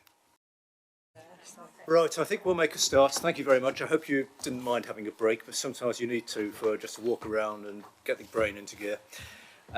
So we'll come on to our next application, which is land east of Kirkley Road in East Leek. This is a full application for 83 dwellings, and it's a revised plan to increase the number of dwellings from the original number. And just to remind you that principle for development has already been granted to this site, so it's the detail that we're going into. And Mr. Cox, please. Thanks, Chair. Just like to make members aware of a late representation that has been circulated in relation to this item. It does contain a typo, which I will touch on later in my presentation, so I hope you've seen that. So this application seeks full planning approval for the erection of 83 dwellings on land of east of Kirkley Road in East Leek. This slide on the screen now shows the parcel of land that is subject to the application.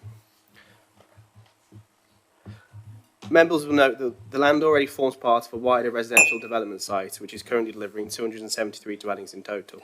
As part of the original permission, this area of land, which is subject to this application, was intended to deliver 36 four-bedroom dwellings as part of the delivery of Phase 3.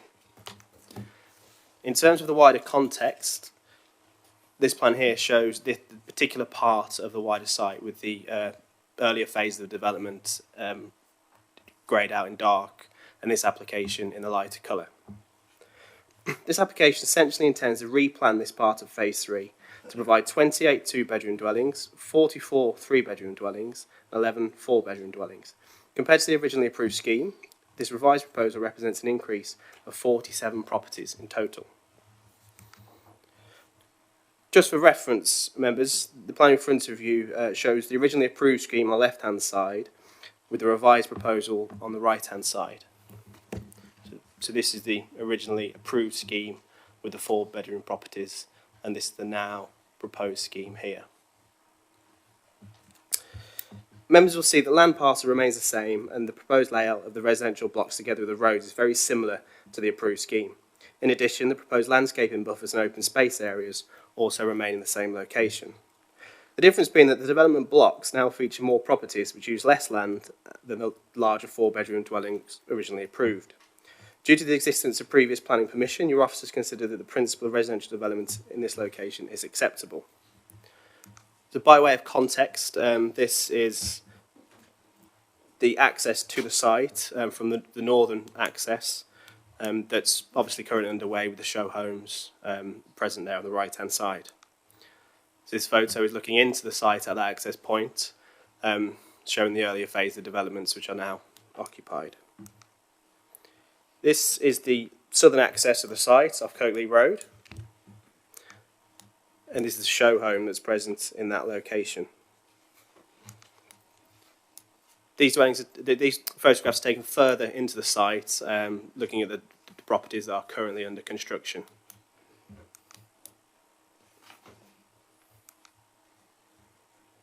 So this photo is taken looking westwards along Rampton Road towards Kirkley Road Junction. You can see the junction there just in the background. And this is looking east from the same location. These photos show the development site as it currently stands, with the existing phases of development in the background there.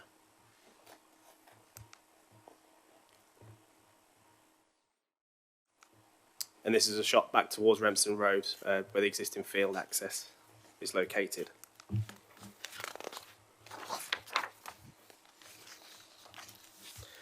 In terms of the design of the scheme, amended plans were submitted by the applicants in order to overcome concerns raised by East Leek Parish Council and the Highway Authority. The amendments are minor in scale but included improved access arrangements to a number of plots and better parking layout within the street scenes. As part of this amended information, the applicant provided a street scene drawing which included reference to parts of the wider site.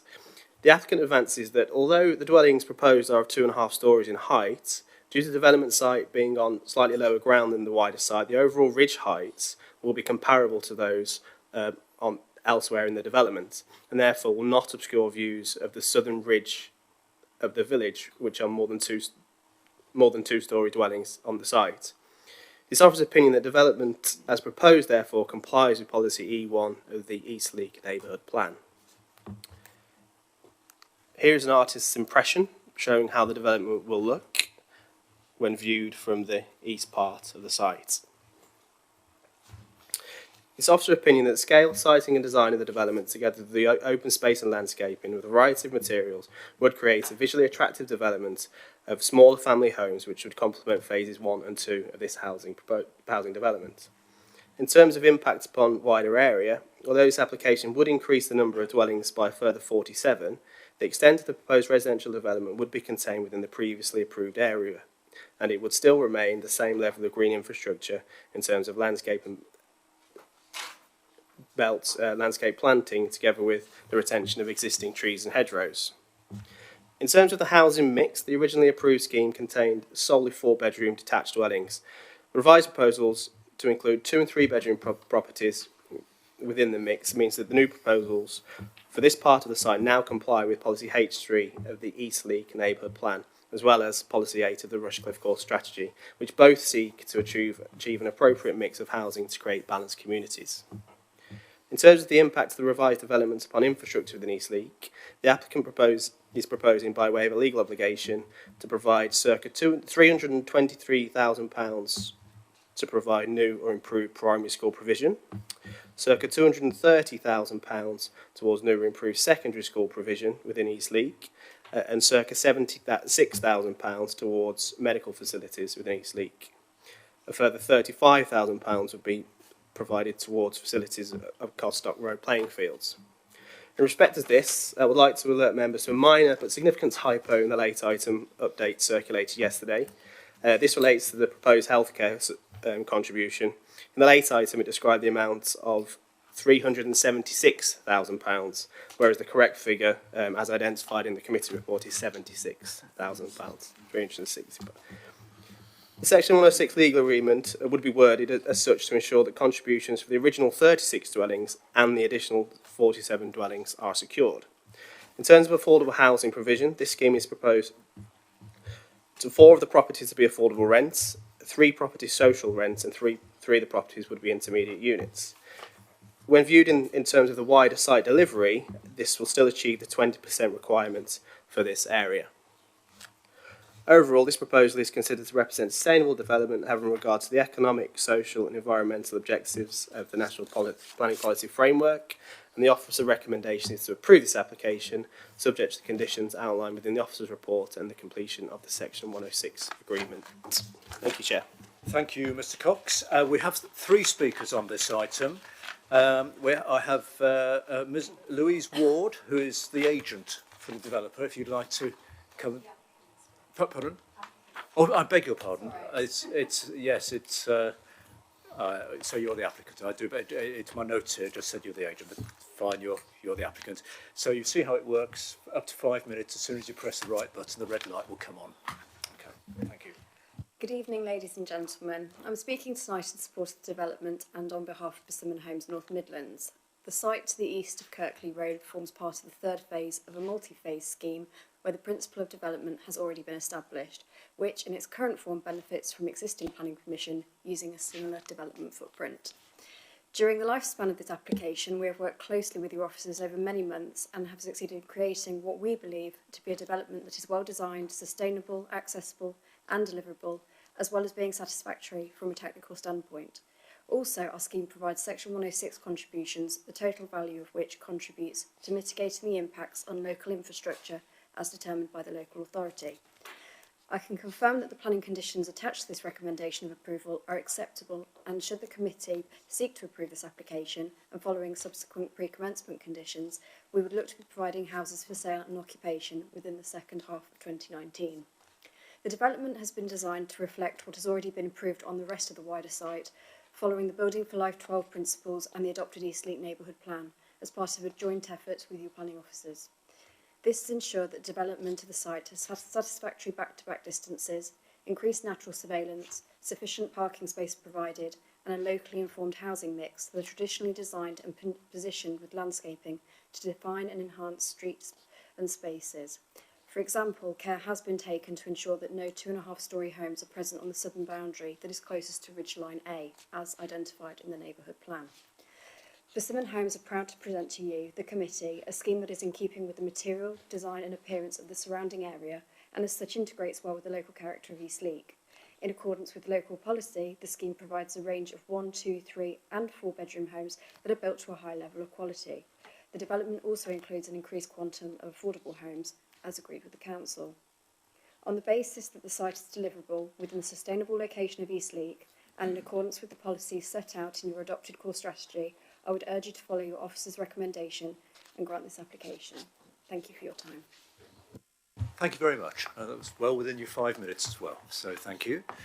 Our next speaker is Councillor Oatey from the Parish Council. So if you've seen how it works. You have, haven't you? Yes. I'm keen to make it clear everyone knows how it all comes together and everything. So up to 5 minutes as soon as you're ready. Thanks. Thank you. I'm Chairman of Eastleigh Parish Council. As you know, Eastleigh Parish Council objected to this application. I just want to draw attention really to two aspects. One, and they're interlinked. One is the open play space area. As the planning officer indicates, there has been one provided as part of phase 1. That is a long way from phase 3 and at the bottom of a steep hill in terms of access for younger families. The intent of that area is for play area for younger children, and Eastleigh's neighbourhood plan requires that developer contributions towards more adventurous play equipment within the centre of the village. So I think there's one aspect here that the on-site play space is a long way away, and that could be improved if the development provided a more link to the east of the site. Again, it indicates there is a pedestrian link to the east of the site. That again is from phase 1 right at the bottom of the hill and is geared towards ultimately potentially a link to a new school. Our understanding is the developer working on the adjacent site plans will have open play space at the top of the site adjacent to phase 3, and it seems to us a shame if we don't actually have linkage between phase 3 of this and that new site. And that certainly fits with the Building for Life permeability principles. The final thing really to say is that we are extremely disappointed that I see from the late representation notes that there is no Section 106 contribution towards the adventurous play for within the centre of the village, which we had requested and we hoped would come as has come from other applications. Thank you. Thank you very much. Again, that was very precise and very swift. Thank you. And our final speaker on this is the ward member, Councillor Thomas, please.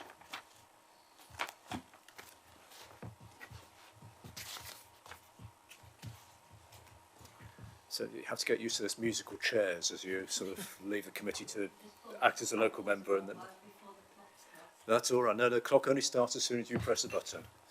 And don't do what I did by spilling your water all over the paperwork. I'll tell you where there we are. Okay. Okay, thank you. Eastleigh was allocated 400 homes in the core strategy, and planning permission's already been granted for 1,257, and this is has grown the village by about a half again. So any more homes will be a further strain on the infrastructure. The health centre is not fit for purpose. It's old. It's said to be the oldest in Nottinghamshire, I believe, and far too small, and a replacement is unlikely in the near future. The primary schools are now full, and children are being allocated places in other villages. We hear that there's a shortfall at least 11 reception places this year, even after both schools have been extended. Policy H1 of the neighbourhood plan requires that infrastructure for homes over the 400 minimum should be provided in time for the occupants. There's no way that this will happen for this site, even with Section 106 contributions being made.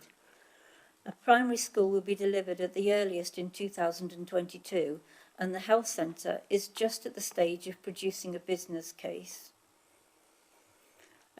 Outline planning permission is in place for this site, so the principle of developing it isn't the issue. but the previous plan was for a much less dense development, providing a gentler edge between the estate and into the surrounding countryside. The proposal now includes 3-storey homes at the top of the site against the ridgeline, and this is contrary to the policy E1 of the neighbourhood plan. And it's unnecessary for those houses to be located in at that site.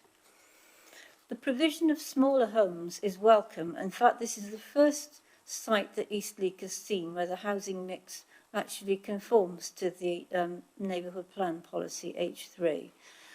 So in order to achieve the smaller homes, there's perhaps some scope for increasing the density on this part of the site. But the proposal takes the number of homes on this plot, this particular plot, from 36 to 83. So that's the amount of increase that we're looking at here. It's more than double.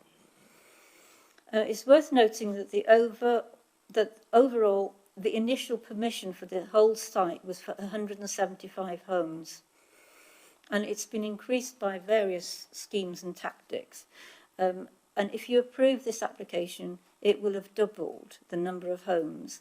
And that was the consultation that was done with residents on a very different scheme that talked about, you know, a woodland area going out into the countryside and so on and so forth. Parking issues raised by the parish council haven't been addressed. There's no, as Conrad said, there's no section 106 contribution for play facilities offered, and there's no pedestrian connection between this site and the neighbouring one at the top of the site, just at the bottom, which is about 500 metres down the hill. This proposal could very easily be changed to make it more acceptable and to make it conform more closely with policies. This objection isn't about stopping development, it's about getting it right. So I'm asking you please to refuse the application. Okay, thank you very much. And again, well within 5 minutes. So we heard from Ms Ward, the applicant, who explained the background to the application and tells us that it's deliverable and sustainable. Parish Councillor, Councillor Oti, was talking about the worries about the play areas, space areas, and the links or lack of links between phase 1 and phase 3 and the centre. And Councillor Thomas told us about the increased density, increased number of houses, and also referred to neighbourhood plan policies that are not in accordance with this application. But she wants to make sure we get it right. So I think that's covered everything. Do you want to come back on those, please? Thank you, Chair. To pick up on the point of the proximity to open space, etc., you'll see these plans here compare the original layout and linkages from this particular phase to other phases, and that's your approval in the bottom left-hand corner there that's already got consent. This revised scheme, it doesn't build upon that, but it's what already has approval. It's no worse than what's already there in terms of its original consent. So it wouldn't be appropriate for the local authority to insist on additional linkages from this particular area. In terms of the actual play facilities, facilities were provided on earlier phases on the northern part of the site. I don't have that area as a plan, but those were secured and they were considered to be appropriate based on the original numbers. This is an increase in provision of properties. However, we've had no consultation response from our parks teams to suggest that such an increase would require further contributions towards play and open space provision. You'll also note that the scheme does contain quite a lot of incidental open space around the properties and landscaping here, so residents have access to these areas immediately on their doorstep, together with the play equipment that's to the northern end of the site. Moving forward to the impact on the area in terms of a more dense form of development, is of course the 4-bed properties are a more loose form of development and would, if you like, achieve a more crumbly edge as you get towards the edge of the built form, go down to the countryside. However, this scheme, it does contain, these landscape buffers are retained, it's not right on the doorstep of the road looking out towards the ridge that you refer to. The applicant has also provided a section drawing which explains this issue about the ridge heights. And without getting into too technical of an explanation, essentially this is one of the highest points on the area, and you'll see that two-storey properties there are this high. None of the ridges of the 2.5-storey dwellings are higher than that point, of which is 2-storey. And if we go back to the previously approved proposal, bear with me. The point being that the 2-storey properties that were dotted around on the previous scheme are of the same height as the highest points as the 2.5-storey properties now proposed. So therefore, is the officer opinion that this scheme does comply with the policy of the neighbourhood plan, because the ridge heights are the 2.5-storey ridge heights are no higher than the highest points of the ridge of the previously approved 2-storey properties. In terms of infrastructure towards the CCG and education, you'll see in the report and the late item that funds are intended to be secured to mitigate the harm of the development upon those facilities. In terms of timings of when they come forward, they're somewhat out of the local authority's control. These organisations have their own programmes in terms of delivering these increased provisions, and as an authority we will collect the monies towards them and pass over when requested.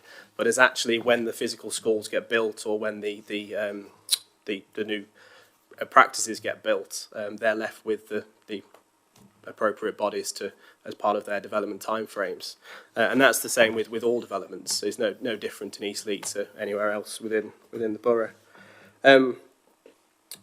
Yes, it's appreciated that the original scheme was less numbers. However, with the proposed mitigation, as proposed by the applicant and will be secured through the Section 106 agreement, your officer of the opinion that the developer is appropriately mitigating against their harm upon any of the infrastructure within Eastleigh. I believe that's the points that were raised. Please correct me if you prefer any further clarification, Chair. Thank you. No, I think that has. Yes, I think that has covered the points. But if not, I'm sure we'll pick up on matters in a few moments. Right. Who would like to? We'll go into a discussion and debate and decision on this now. So, Councillor Major, please.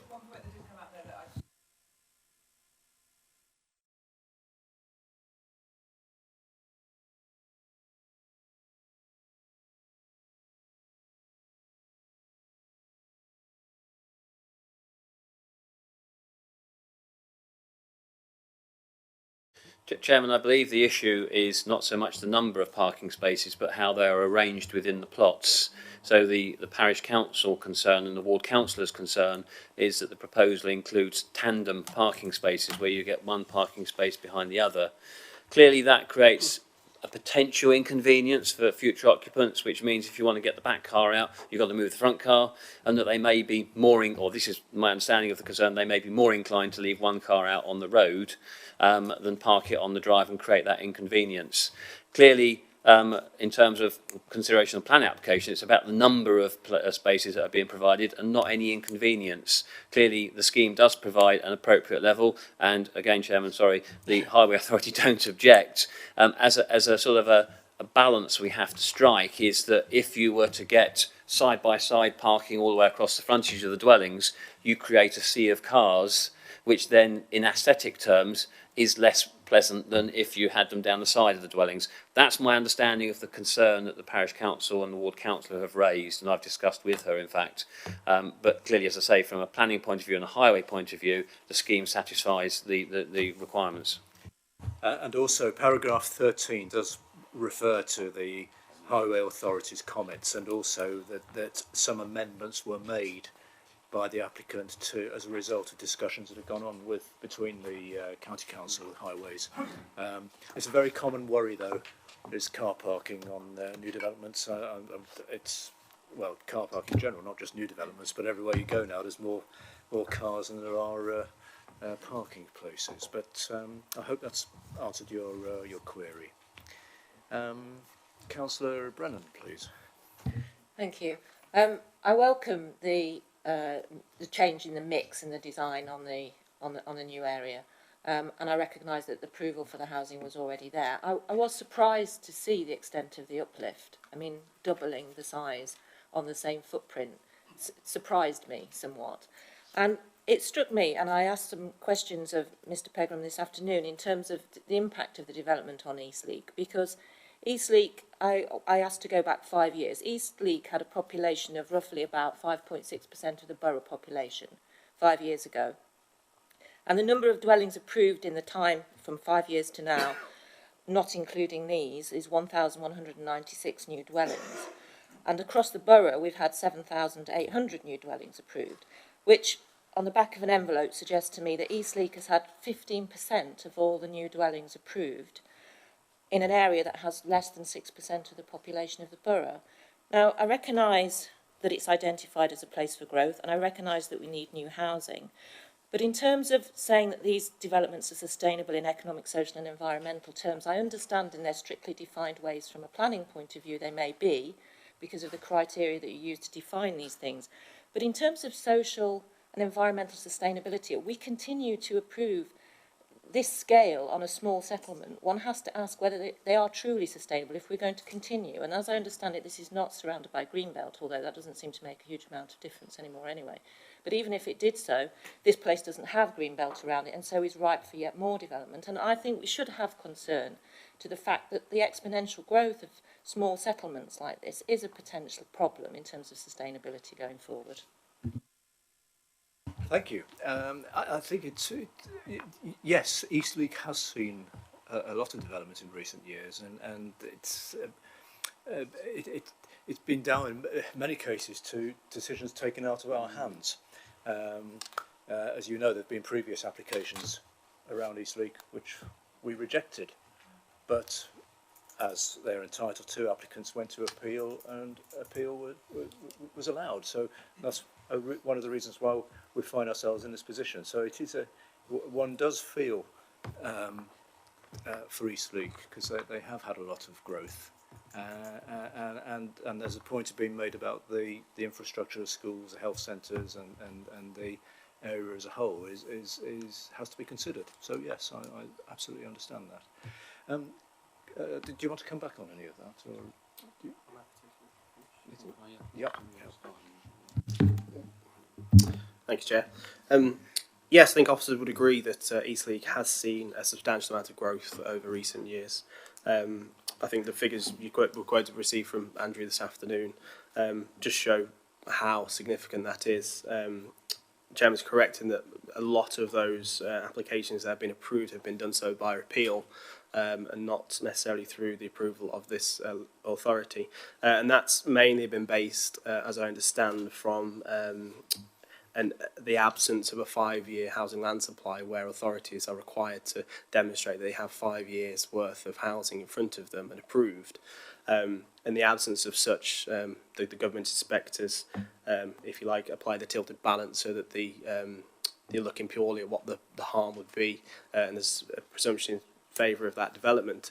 As far as I'm aware, in each of those cases, funds have been obtained to attempt to mitigate against the harm attributed to the infrastructure within the area, so the schools.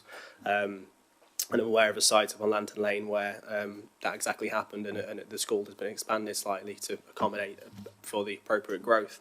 And that's essentially what's happening in this instance, where the proposed development, the authority recognised the uplift in the dwelling houses that's proposed here, and that's why they are proposing some fairly significant sums to go towards this infrastructure.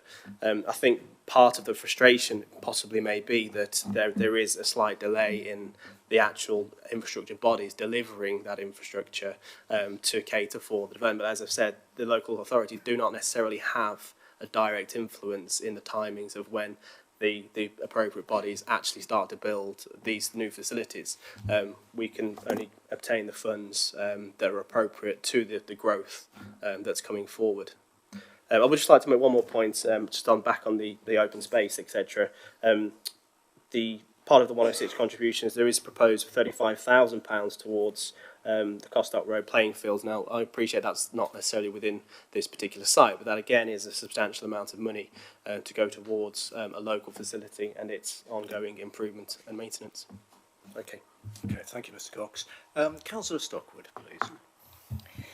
Thank you, Chairman. Can I first ask a question of Mr. Pegram or Mr. Cox? And that, what is the actual density now, please, on this pod?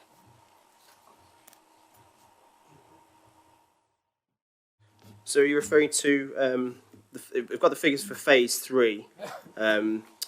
So for the whole of phase 3, as approved, it was 24 dwellings per hectare. And now proposed is 34 dwellings per hectare. Right. Thank you very much. Which is... That's gross. Yes. Yeah. Still not as bad as some areas that we've unfortunately had to pass in the past. As has been said, I welcome the new mix of dwellings. I think, although it's increasing the density, it is very much to be welcomed, as many people have said this evening.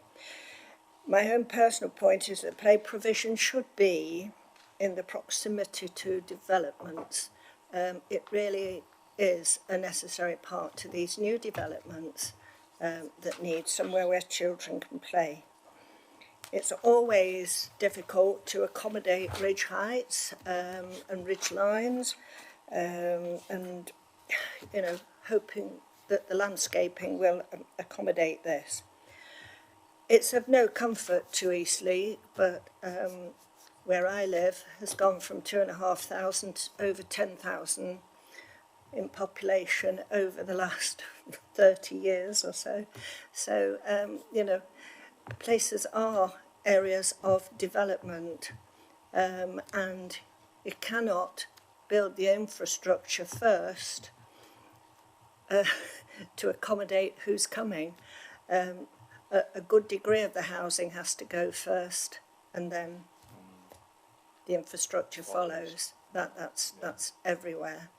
So I have to say reluctantly, because I do feel for Eastleigh, but I will propose the recommendation. Right, thank you. So that's the recommendation as per the report as Yes. it stands at the moment. Yes. Do you have a seconder at this stage?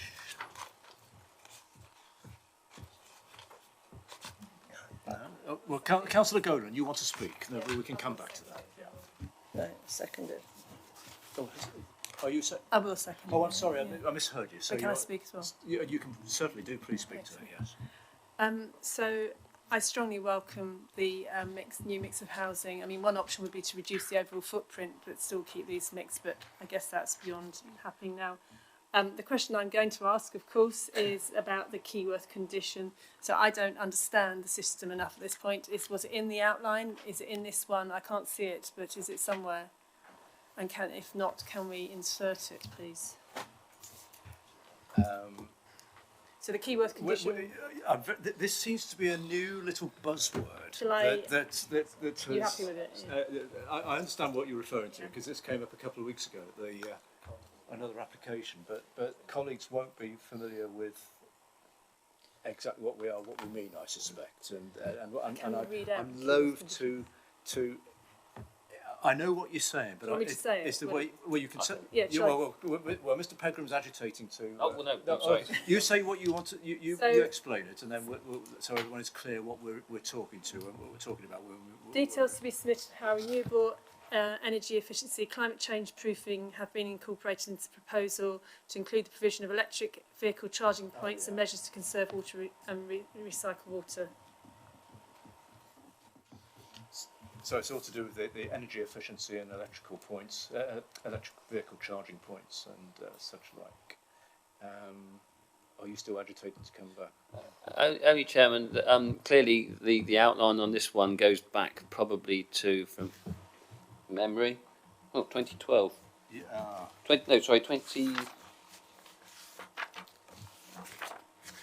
2013, I wasn't far out, Chairman. So we originally granted outline planning permission in 2013. They subsequently sought variation of one of the conditions to increase the numbers, which resulted in the grant of a new permission, but not, only shortly after that. I think this is a case of the horse is bolted in this instance, I'm afraid, Chairman, that that condition wasn't on the outline in this instance.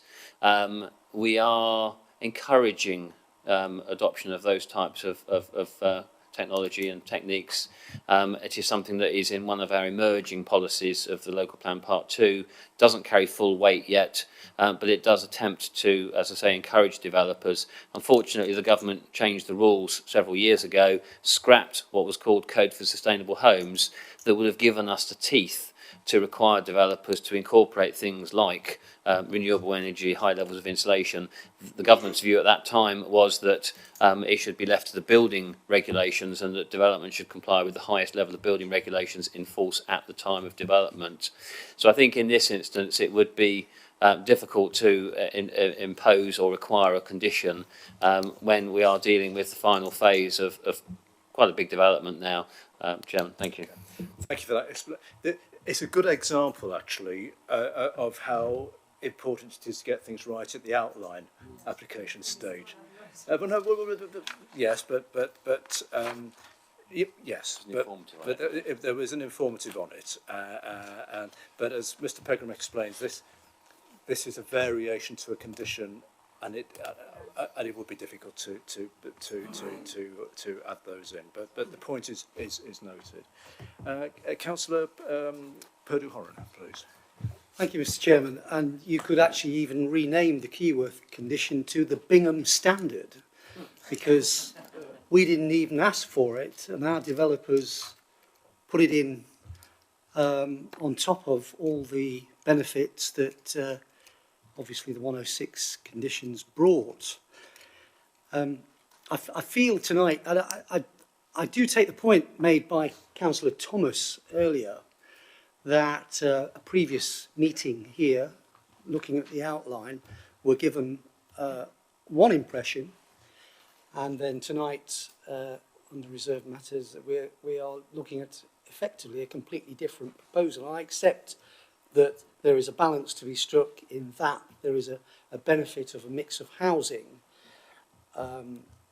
in the increased numbers, but I will be watching this in future, that when things come to outline, where we're given nice, lovely, fluffy, large properties with nice gardens, we will be on our guards for any potential changes after. But I do feel like a judge, frustrated by the limits of regulations and guidance and all that, like Mrs. Stockwood, I reluctantly will support this application. I'd like to ask also, though, has Eastleigh Parish Council benefited from the existence of a neighbourhood plan with regard to community benefits from the 106 agreement? Thank you, Councillor Purdue-Horan. Mr. Pegram, I think, has an answer to that, and the other point as well. You want to pick up Yes, Chairman, just to pick up on one point, I don't think it's perhaps fair to suggest that the developer has tried to mislead or pull the wool over the council's eyes in this instance. They, as my understanding, that this site was dual development. Lower half was by Persimmon Homes, the top half was by Charles Church, which is the more high-end range of their development. The change is a response to the market, I have to say. Clearly, we talk about housing needs surveys. The Eastleigh Parish Council did a housing needs survey to support their neighbourhood plan.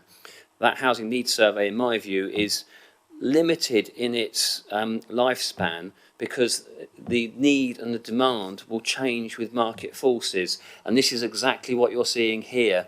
The big 4-bedroom houses were not in demand, hence the developer came back to seek a mix. Clearly, they've got a larger site they've been selling houses on. I think they've got a lot of evidence to support what has been selling and what is required. So that is the reason this application is before you this evening. In terms of community benefit to Eastleigh Parish Council, we have a number of developments around Eastleigh which have generated Section 106 contributions. Some of those contributions have benefited Eastleigh. There's a new play area in the middle of Eastleigh, which was part funded by Section 106 and part funded by lottery funding. The point I will make is that we do not yet have SIL. If we have SIL and there are developments which come forward, then in an area where there is a neighbourhood plan, the parish council would stand to get, I think, up to 25% of the pot. That doesn't apply to Section 106 agreements. But, as I say, they have bid for and they have been awarded some funding from some of the other developments. Thank you, John. Thank you, Mr. Pegram. And again, we often use the word sustainable, don't we, or sustainability, and of course we usually use it in the context of energy and efficiency, but also from a developer's point of view, whether it's a sustainable development from an economical point of view, a market point of view, and these are all considerations that we have to take on board. And it is one of those, that's what we're here for, it is one of those difficult decisions or important decisions we have to take. Right, does anybody else wish to come in on this, or are we ready to go towards a decision? I sense we've had a good discussion about this, and so I think we'll come to a decision on this. So we've got the recommendation shown on page 89. I hope the points that were raised by our guests have been picked up and responded to. I think they have, and from members as well. So the recommendation is to grant permission as per the report on page 89 onwards. Can I have a show of hands, please, for those in favour of that recommendation, please?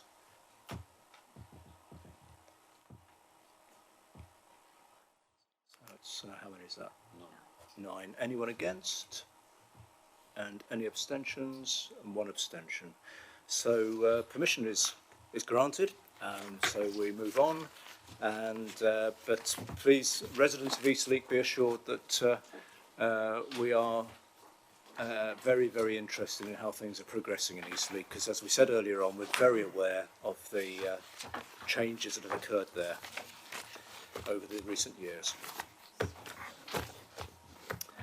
Right, we'll come on to our next application, which is going to be our final one now, because as I mentioned earlier on, the Sutton Bonington application was withdrawn.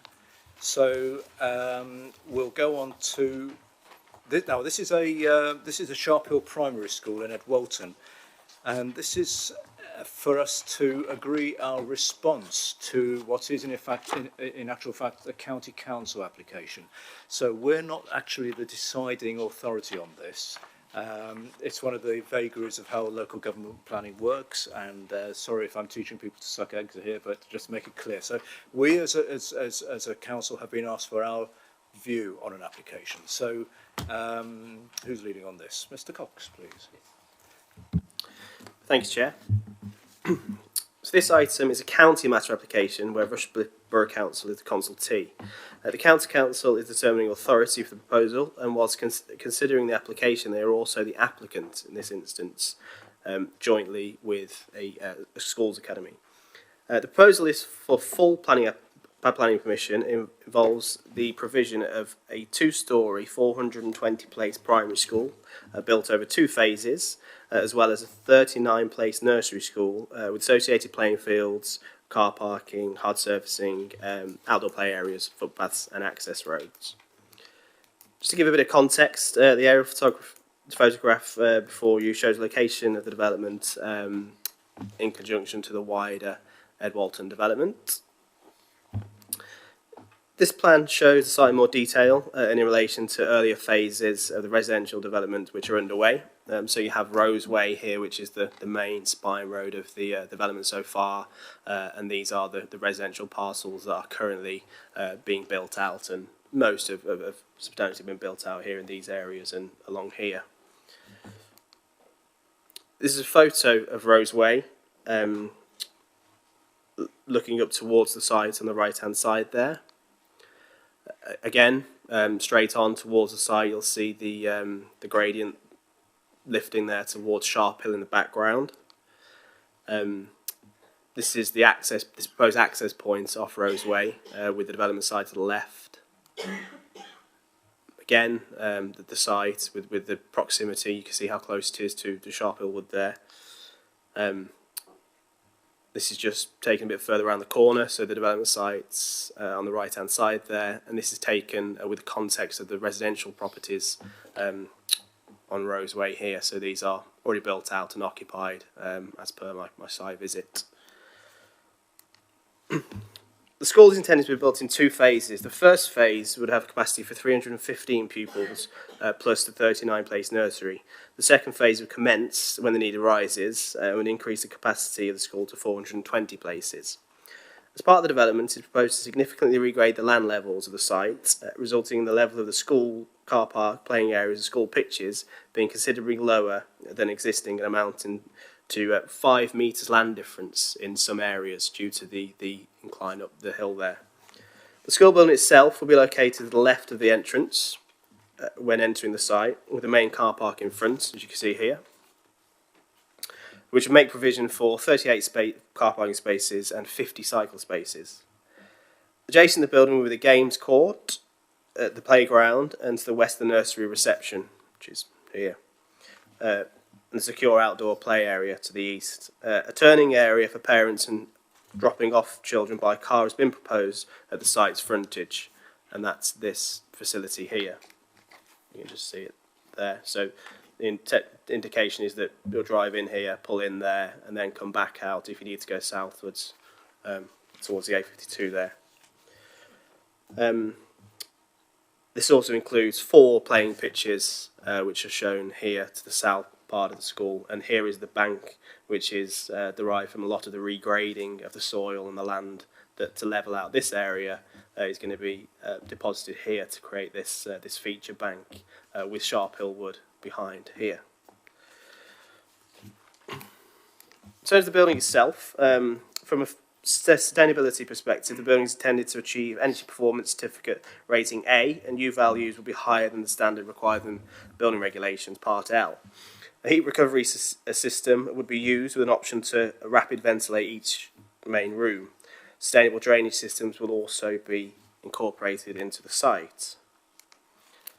Before you here is a zoning plan that's been provided by the County Council. This is to support the proposed community use, which is going to be offered by the school. Section 15 of the planning statement sets out how the building would be used for its community use. It explains that the hall, studio, tea-making facilities and accessible toilets could be used during the evening or weekends without members of the public needing to access other parts of the school. Access to the hall and studio could be made via the main school entrance at the front, opposite the school car park. This is the drawing which shows how that use will be distributed. So it's predominantly this part of the school here, the car park area, as well as the outdoor playing pitches here. It is intended to secure this provision through a community use agreement, which will be entered into by the applicant and agreed by the County Council. And this would include a pricing policy, hours of use, access by non-school users and non-members, management responsibilities, and a mechanism to review the community use agreement in such time. You'll be mindful that an extent planning permission exists for the erection of a school with the vicinity of the site through the grant of outline planning consent in 2017. As part of the earlier phase of development, Section 106 agreement was entered into, which relates to this land and the provision of a primary school and the community use. The primary school was defined within the agreement as a 1.5 form entry primary school, and associated community use can be constructed on the primary school land in accordance with the provisions of the agreement. The Ed Walton Development Framework, together with Policy 20 of the Core Strategy, allocate the wider development site for residential development of up to 1,500 dwellings, employment uses, a neighbourhood centre, and other community facilities. Although this is an independent full planning application, the local authority considered that the principle of development for a school facility on here has been well established.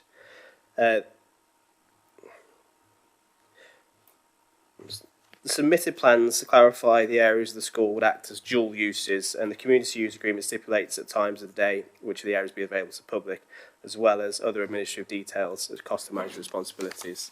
An addendum to the planning statement was received, which provides further clarification that the County Council are of the opinion that it's not possible for the school to accommodate community use during the teaching day, as the rooms are used continually for teaching purposes. And therefore, in response to some member comments, there was not a necessity to increase parking provision at those times.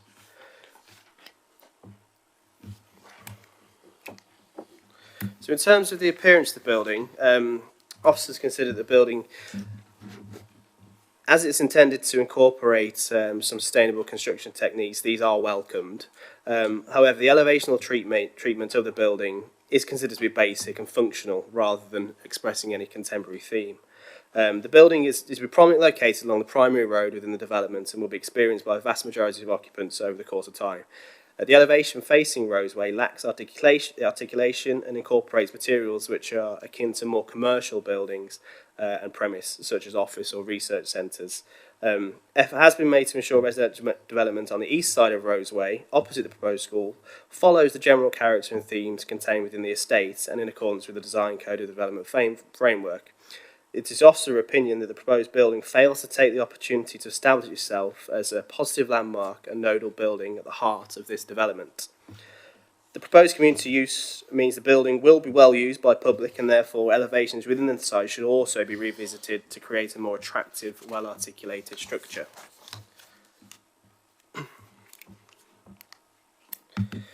The application was accompanied by a noise impact assessment, which calculated the playground noise at the closest receptors, which are along Roseway.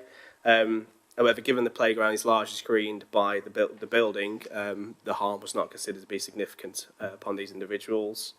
The transport assessment submitted with the application has been reviewed, and it's been largely based on census data, as this is a brand new development. The 38 spaces are considered to be appropriate to cater for staff and visitors, together with the 50 cycle spaces. There are proposals to incorporate some improvements to the highway network immediately in front of the school, which is here, and those include a raised table to the south of the main entrance, removal of the grass verge, the eastern curb line of Roseway, and replaced with contrasting surfaces. Keep clear markings to the front of the school, 20 mile per hour advisory speed limit and warning signs, as well as double yellow lines around the 90-degree bends to the south. The application has been accompanied by an ecology assessment, which considers that the site is low ecological value, providing very few opportunities for notable species. Officers support the views that further consideration should be given to the impacts upon Sharp Hill Wood during the construction phase of the development. The proposed bat-friendly lighting scheme should be conditioned if permission is granted, and the scheme for ecological enhancements should be required prior to commencement of development. The design of the proposed building is considered to be poor in summary, and fails to take the opportunities available to it to become a primary building in this location. It is your officer recommendation in this instance that the Borough Council object to the application on the grounds of poor design, as well as the lack of community use during any of the day periods from Monday to Friday. So the officers would welcome those endorsements, and any other comments you wish to add that we can forward to the county as part of the wider recommendation of the Borough Council. Okay, thank you. Now we have one speaker on this, who is one of the ward members, Councillor Robinson. We should have noticed just before we started this item, of course, there is another ward member on this committee, Councillor Beardsall, and of course the way that the protocol works is you have to stand down from the actual committee. That's actually incorrect, Mr. Chairman. This isn't a planning application. This is a consultation, and I've checked that with the monitoring officer. Is that a... Yes, because we're not voting on the actual planning application. Right. Okay. So, our colleagues, are we happy with? Fine. I just needed to make that point, because normally the ward member stands down and sits at the back. And yes. Okay. Right. So just really to make sure we've got it right legally and all the rest of it, I just wanted to be sure of that. So it's nothing personal. So Councillor Robinson, would you like to address the committee, please?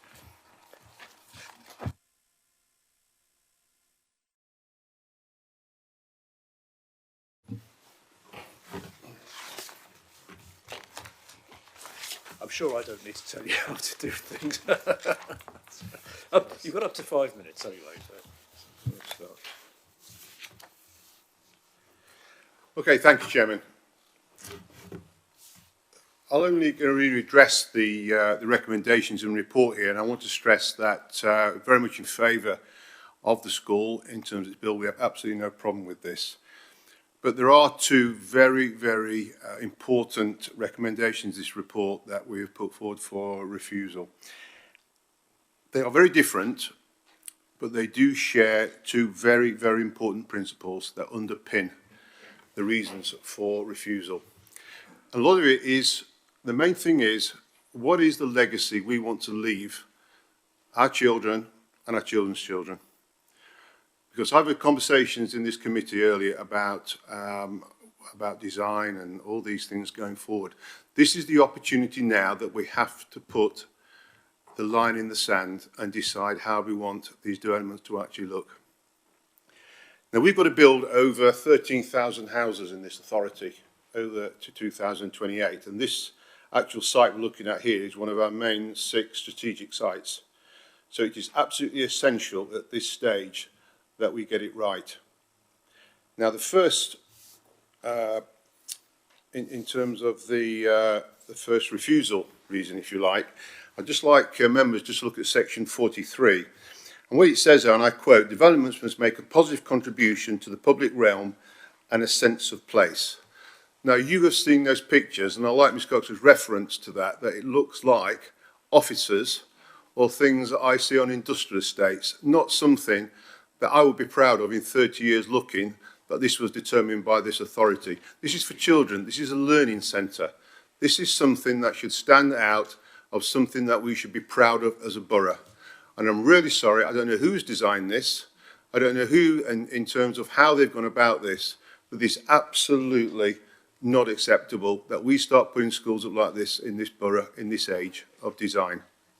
So I would really ask members to consider this very carefully in terms of how this looks from a sense of design. And certainly, from my point of view, this is absolutely clear that the design and character is a disgrace and bears little regard for the character of this estate. The second reason, personally, I think is more serious, and this is to do with the community facilities. Because about 18 months ago, this very planning committee at the outline, when this was given permissions, had a big debate about this community centre, because this is the community facility for the whole of this estate. My personal choice was we should have gone for an independent, standalone community hall with all its facilities, etc. But it was proposed, and I supported in the end, that this would be attached to the school. There was a long debate afterwards, though, and it was the planning committee's absolute steer that those facilities should be available all day, from 9 o'clock in the morning.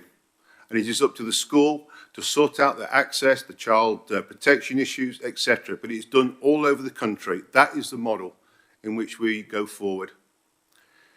And what is really important on this is, well, why is it important that we have this access? Now, if you speak to the chairman there about Cotgrave, where a new community hub went last year, you go there at 9 o'clock in the morning and you see the Loneliness Club, or what that does to people there. In Ed Walton, we have the Alzheimer's Club. We have many mature groups there with cars that brings people together. We have a number of historical groups who are desperate for a meeting facility. And a lot of these people will not go out after 3 o'clock, especially in the winter when it's dark. And that is why it is so essential that we actually have this access from 9 o'clock in the morning. I cannot stress that if we don't do that, this community facility will not be available to a lot of those residents. I just want to correct the report because actually in Ed Walton we are going to have nearly 5,000 residents when this built out. There is not one piece of public realm for meetings available. Just get that, not one piece of realm. So this is the one opportunity we have. So I'd ask, please, that you unanimously vote this proposal to be rejected and send a clear message to the County Council that it is not acceptable to put this sort of facility in this borough, both from a design point of view and from a community point of view, and make them go back to the board, redesign it, put new designs in, and make this full access to our communities. Thank you. Okay, thank you, Councillor Robinson. There's probably no need to come back on that. So, Councillor Beardsall. Thank you, Mr. Chairman. Not wishing to repeat everything that Simon said, but obviously my concerns are exactly the same. In fact, 18 months ago, it was myself that sat over there talking to the planning committee, putting the case forward that this community facility should be available throughout the day, and putting quite a strong case forward. The committee agreed at that meeting that this community facility must be available. We as a council have to show our integrity in this matter and refuse this application on the grounds of the fact that the county council are not making this community facility available. There will be approximately 2,000 people plus in that area. It's an island on its own where it's situated. It's an absolute no-brainer that there should be a community facility there. All these points were made in 2017 by myself and have just been reiterated by Councillor Robinson. So it's vital that we do show our integrity, our transparency, and refuse this and go with the recommendation. On to the point of the design, it's awful. Yeah, I'll speak in plain English. I think we can all see it's awful. It doesn't reflect any, it just looks cheap. It's been done on the cheap. That's what's happened here, and that's my view. And we can't accept it. That's not what we're about in this council. So I completely agree with the recommendations 1 and 2 that have been made by the officers, and I hope that everyone else will stick to them too. Thank you. Thank you, Councillor Beardsall. That's very helpful. Councillor Healy, please. Thank you, Mr. Chairman. Without duplicating what has been said, I endorse the comments fully. It does look awful. It's warehousing.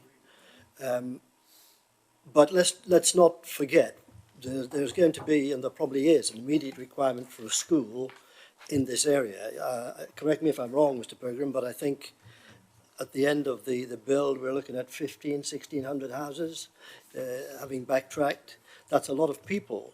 Let's also not forget that, there's development proposed in Keyworth, Cotgrave itself, a further 370 with local plan 2, Abbey Road. There is going to be an overspill of pupils.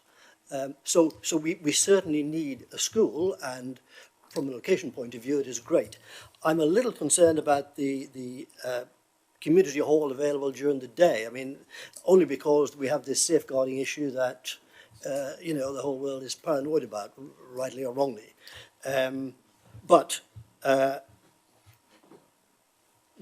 A great example, I think, of a modern school is the Beckett on Beckett Way. And you compare that to what we're looking at there, it really is just modern warehousing. But let's really not forget the point. We do need that school, but it's got to be right, it's got to look right, it's got to be modern, it's got to be forward-thinking. Thank you, Chairman. Thank you, Councillor Healy. Councillor Thomas, please. Yes, I'm absolutely staggered that the officers are recommending refusal for this application on 2 grounds. The first ground is the design, and design is a very subjective thing.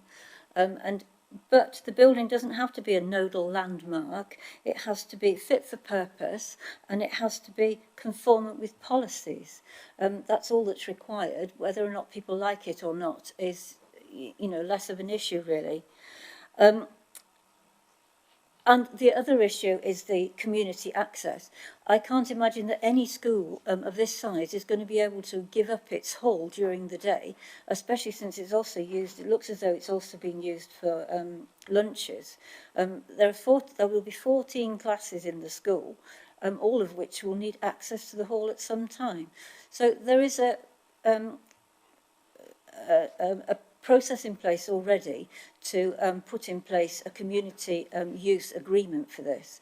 So I don't see this, how it is a planning matter, because the plans actually show the segregation that will allow community use during the day or during the evening. So as far as the design of the building is concerned, that issue has been dealt with. And the issue of the agreement between the County Council and the Borough Council as to how the building is used and what community access is given is a separate issue. I don't see that it's a planning issue. Thank you.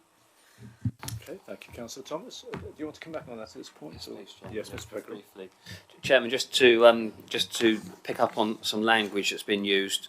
Sorry, Councillor Beardsall. Yeah, we can't refuse this tonight because we're not the determining authority. We can object to the application for the grounds we set out. So just wanted to set that out now so that members understand exactly what their role is in determining this application.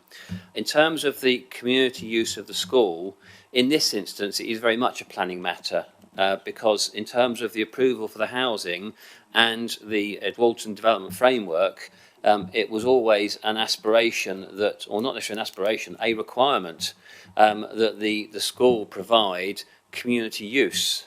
I accept that that does present some challenges for any school provider in terms of safeguarding issues and everything, and it was July 2017 to be precise that we sat here and had a very lengthy debate about this issue. Officers promised to go away and do their best. I seem to recall, I have checked, unfortunately this was before we recorded the meeting, so I couldn't check the precise wording I used. We did promise to go away and achieve the best we could, and I think I accept that yes, a school hall and rooms are valuable to the school during the teaching day.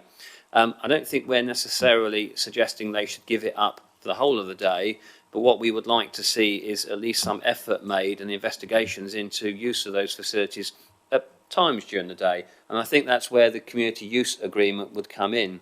It's unfortunate that the county have determined that they will determine this application. It was very much our hope that it would come back to us as a determining authority. It hasn't.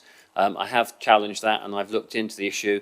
The county are quite within their rights to determine this application, and we can only make our views known in the strongest terms to what is presented to us. I believe the design is disappointing. Yes, design is a subjective matter. However, we have gone to great lengths to try and ensure that the design of the housing on this site is of the highest quality. And I think, as Mr. Cox has made the point, this is a centrepiece to this development, and it should reflect the quality of design that we've sought across the rest of the development. Thank you, Chairman. Thank you, Mr. Pegram. I've got three other speakers coming along here. So, Councillor Major, please. Thank you, Chairman. I would echo a lot of the comments here as well, and I do agree with Councillor Thomas to a certain extent that it is about function, but I think those two things are not mutually exclusive, so I think we should definitely be pushing for a more dramatic design, particularly given its location at the edge of Sharp Hill. It's that kind of, it's in a beautiful spot, and we would want the children to kind of be part of that environment and be in an environment that would encourage learning and that lust for education that we want to instill in our young people. One other thing I was thinking about as a mum of 3 small children, I know there will be a nursery provision there, and I would have some significant concerns about the drop-off situation and the access. You don't just pull in and chuck your 1-year-old out of the door. You would stay and you would park and you would go into the nursery and you would leave them, and then you would get back into your car. So I would have some significant concerns about that pinch point at the sort of drop-off time of the day, and I would want the County Council to have another look at that to see if that's actually going to be suitable when you've got kids walking into school, but also the infants coming in with parents. Okay, thank you. Well, go to Councillor Stockwood, please. Thank you, Chairman. I can't resist making this comment. It does not appear to have progressed from the class system. county council. I mean, many schools in this area are the class system, and that has not advanced much from it. I totally agree with all the things that have been said in support of objecting to this application. And I'd just like to make the point that if the school finishes, as my local ones do, round about 4 o'clock in the afternoon, sometimes they have after-school groups, but also if it's made available to the community at that time, what group meets at 4 to 4:15? It's a ridiculous arrangement in my view, and I would like to move the recommendation that we object to this application. Thank you very much. Do you have a seconder? Oh my word! Oh, sorry, just 1 second.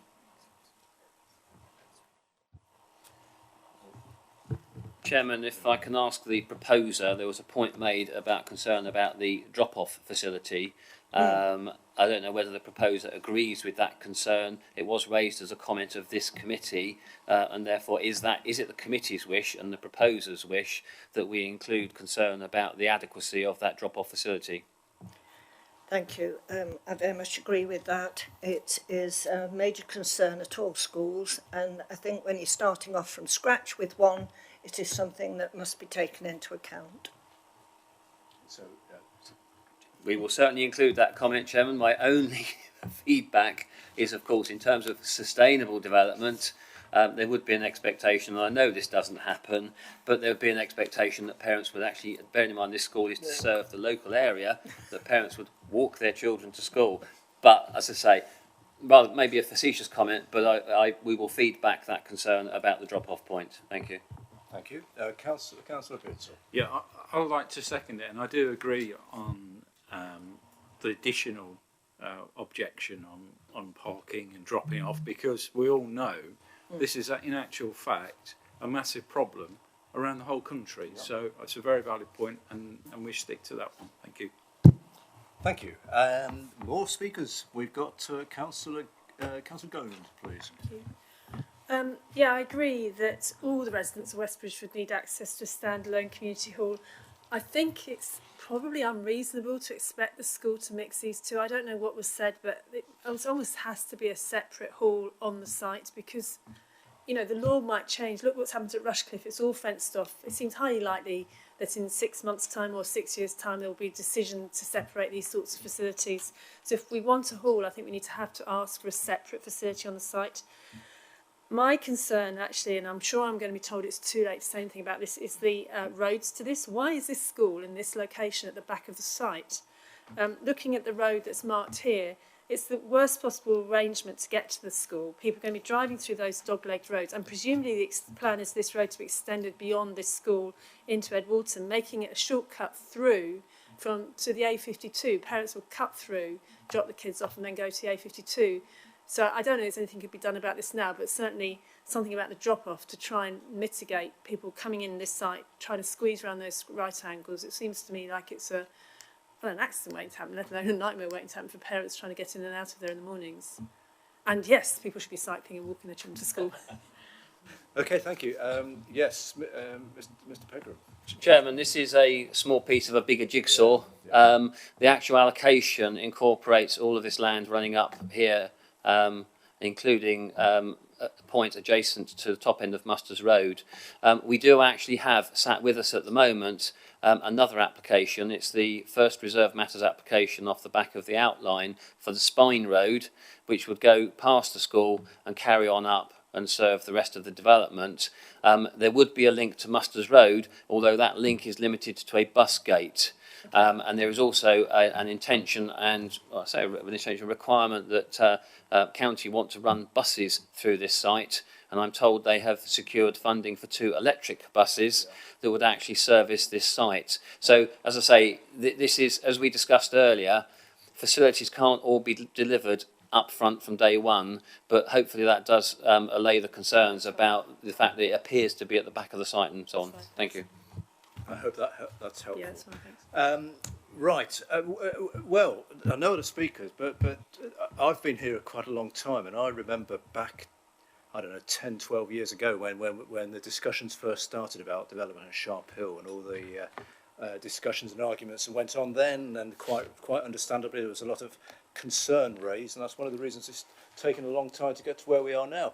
And we wanted Sharp Hill to be particularly attractive. We want everywhere to be attractive, but Sharp Hill in particular because its location. And so, as has been pointed out, a lot of work went into working with developers for the design and layout of the houses and the appearance to make sure they were attractive and suitable and relevant for the area, and I think they are. And but as colleagues are saying, I think the design of, or the proposed design is, the county council can do a lot better.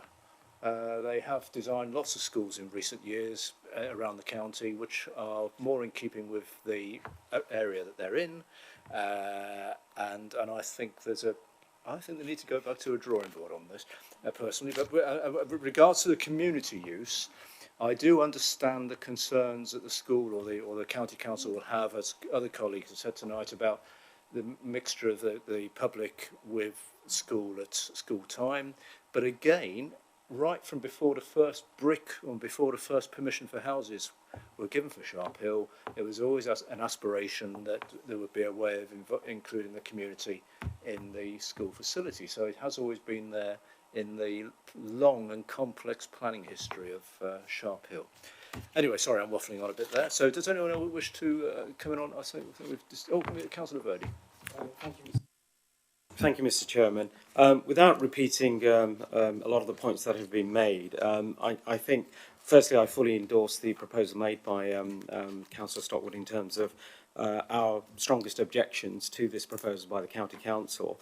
And the community, I think, facility goes without saying, with the development, increasing, I think, the resident population up to 5,000, I believe Councillor Robertson referred to.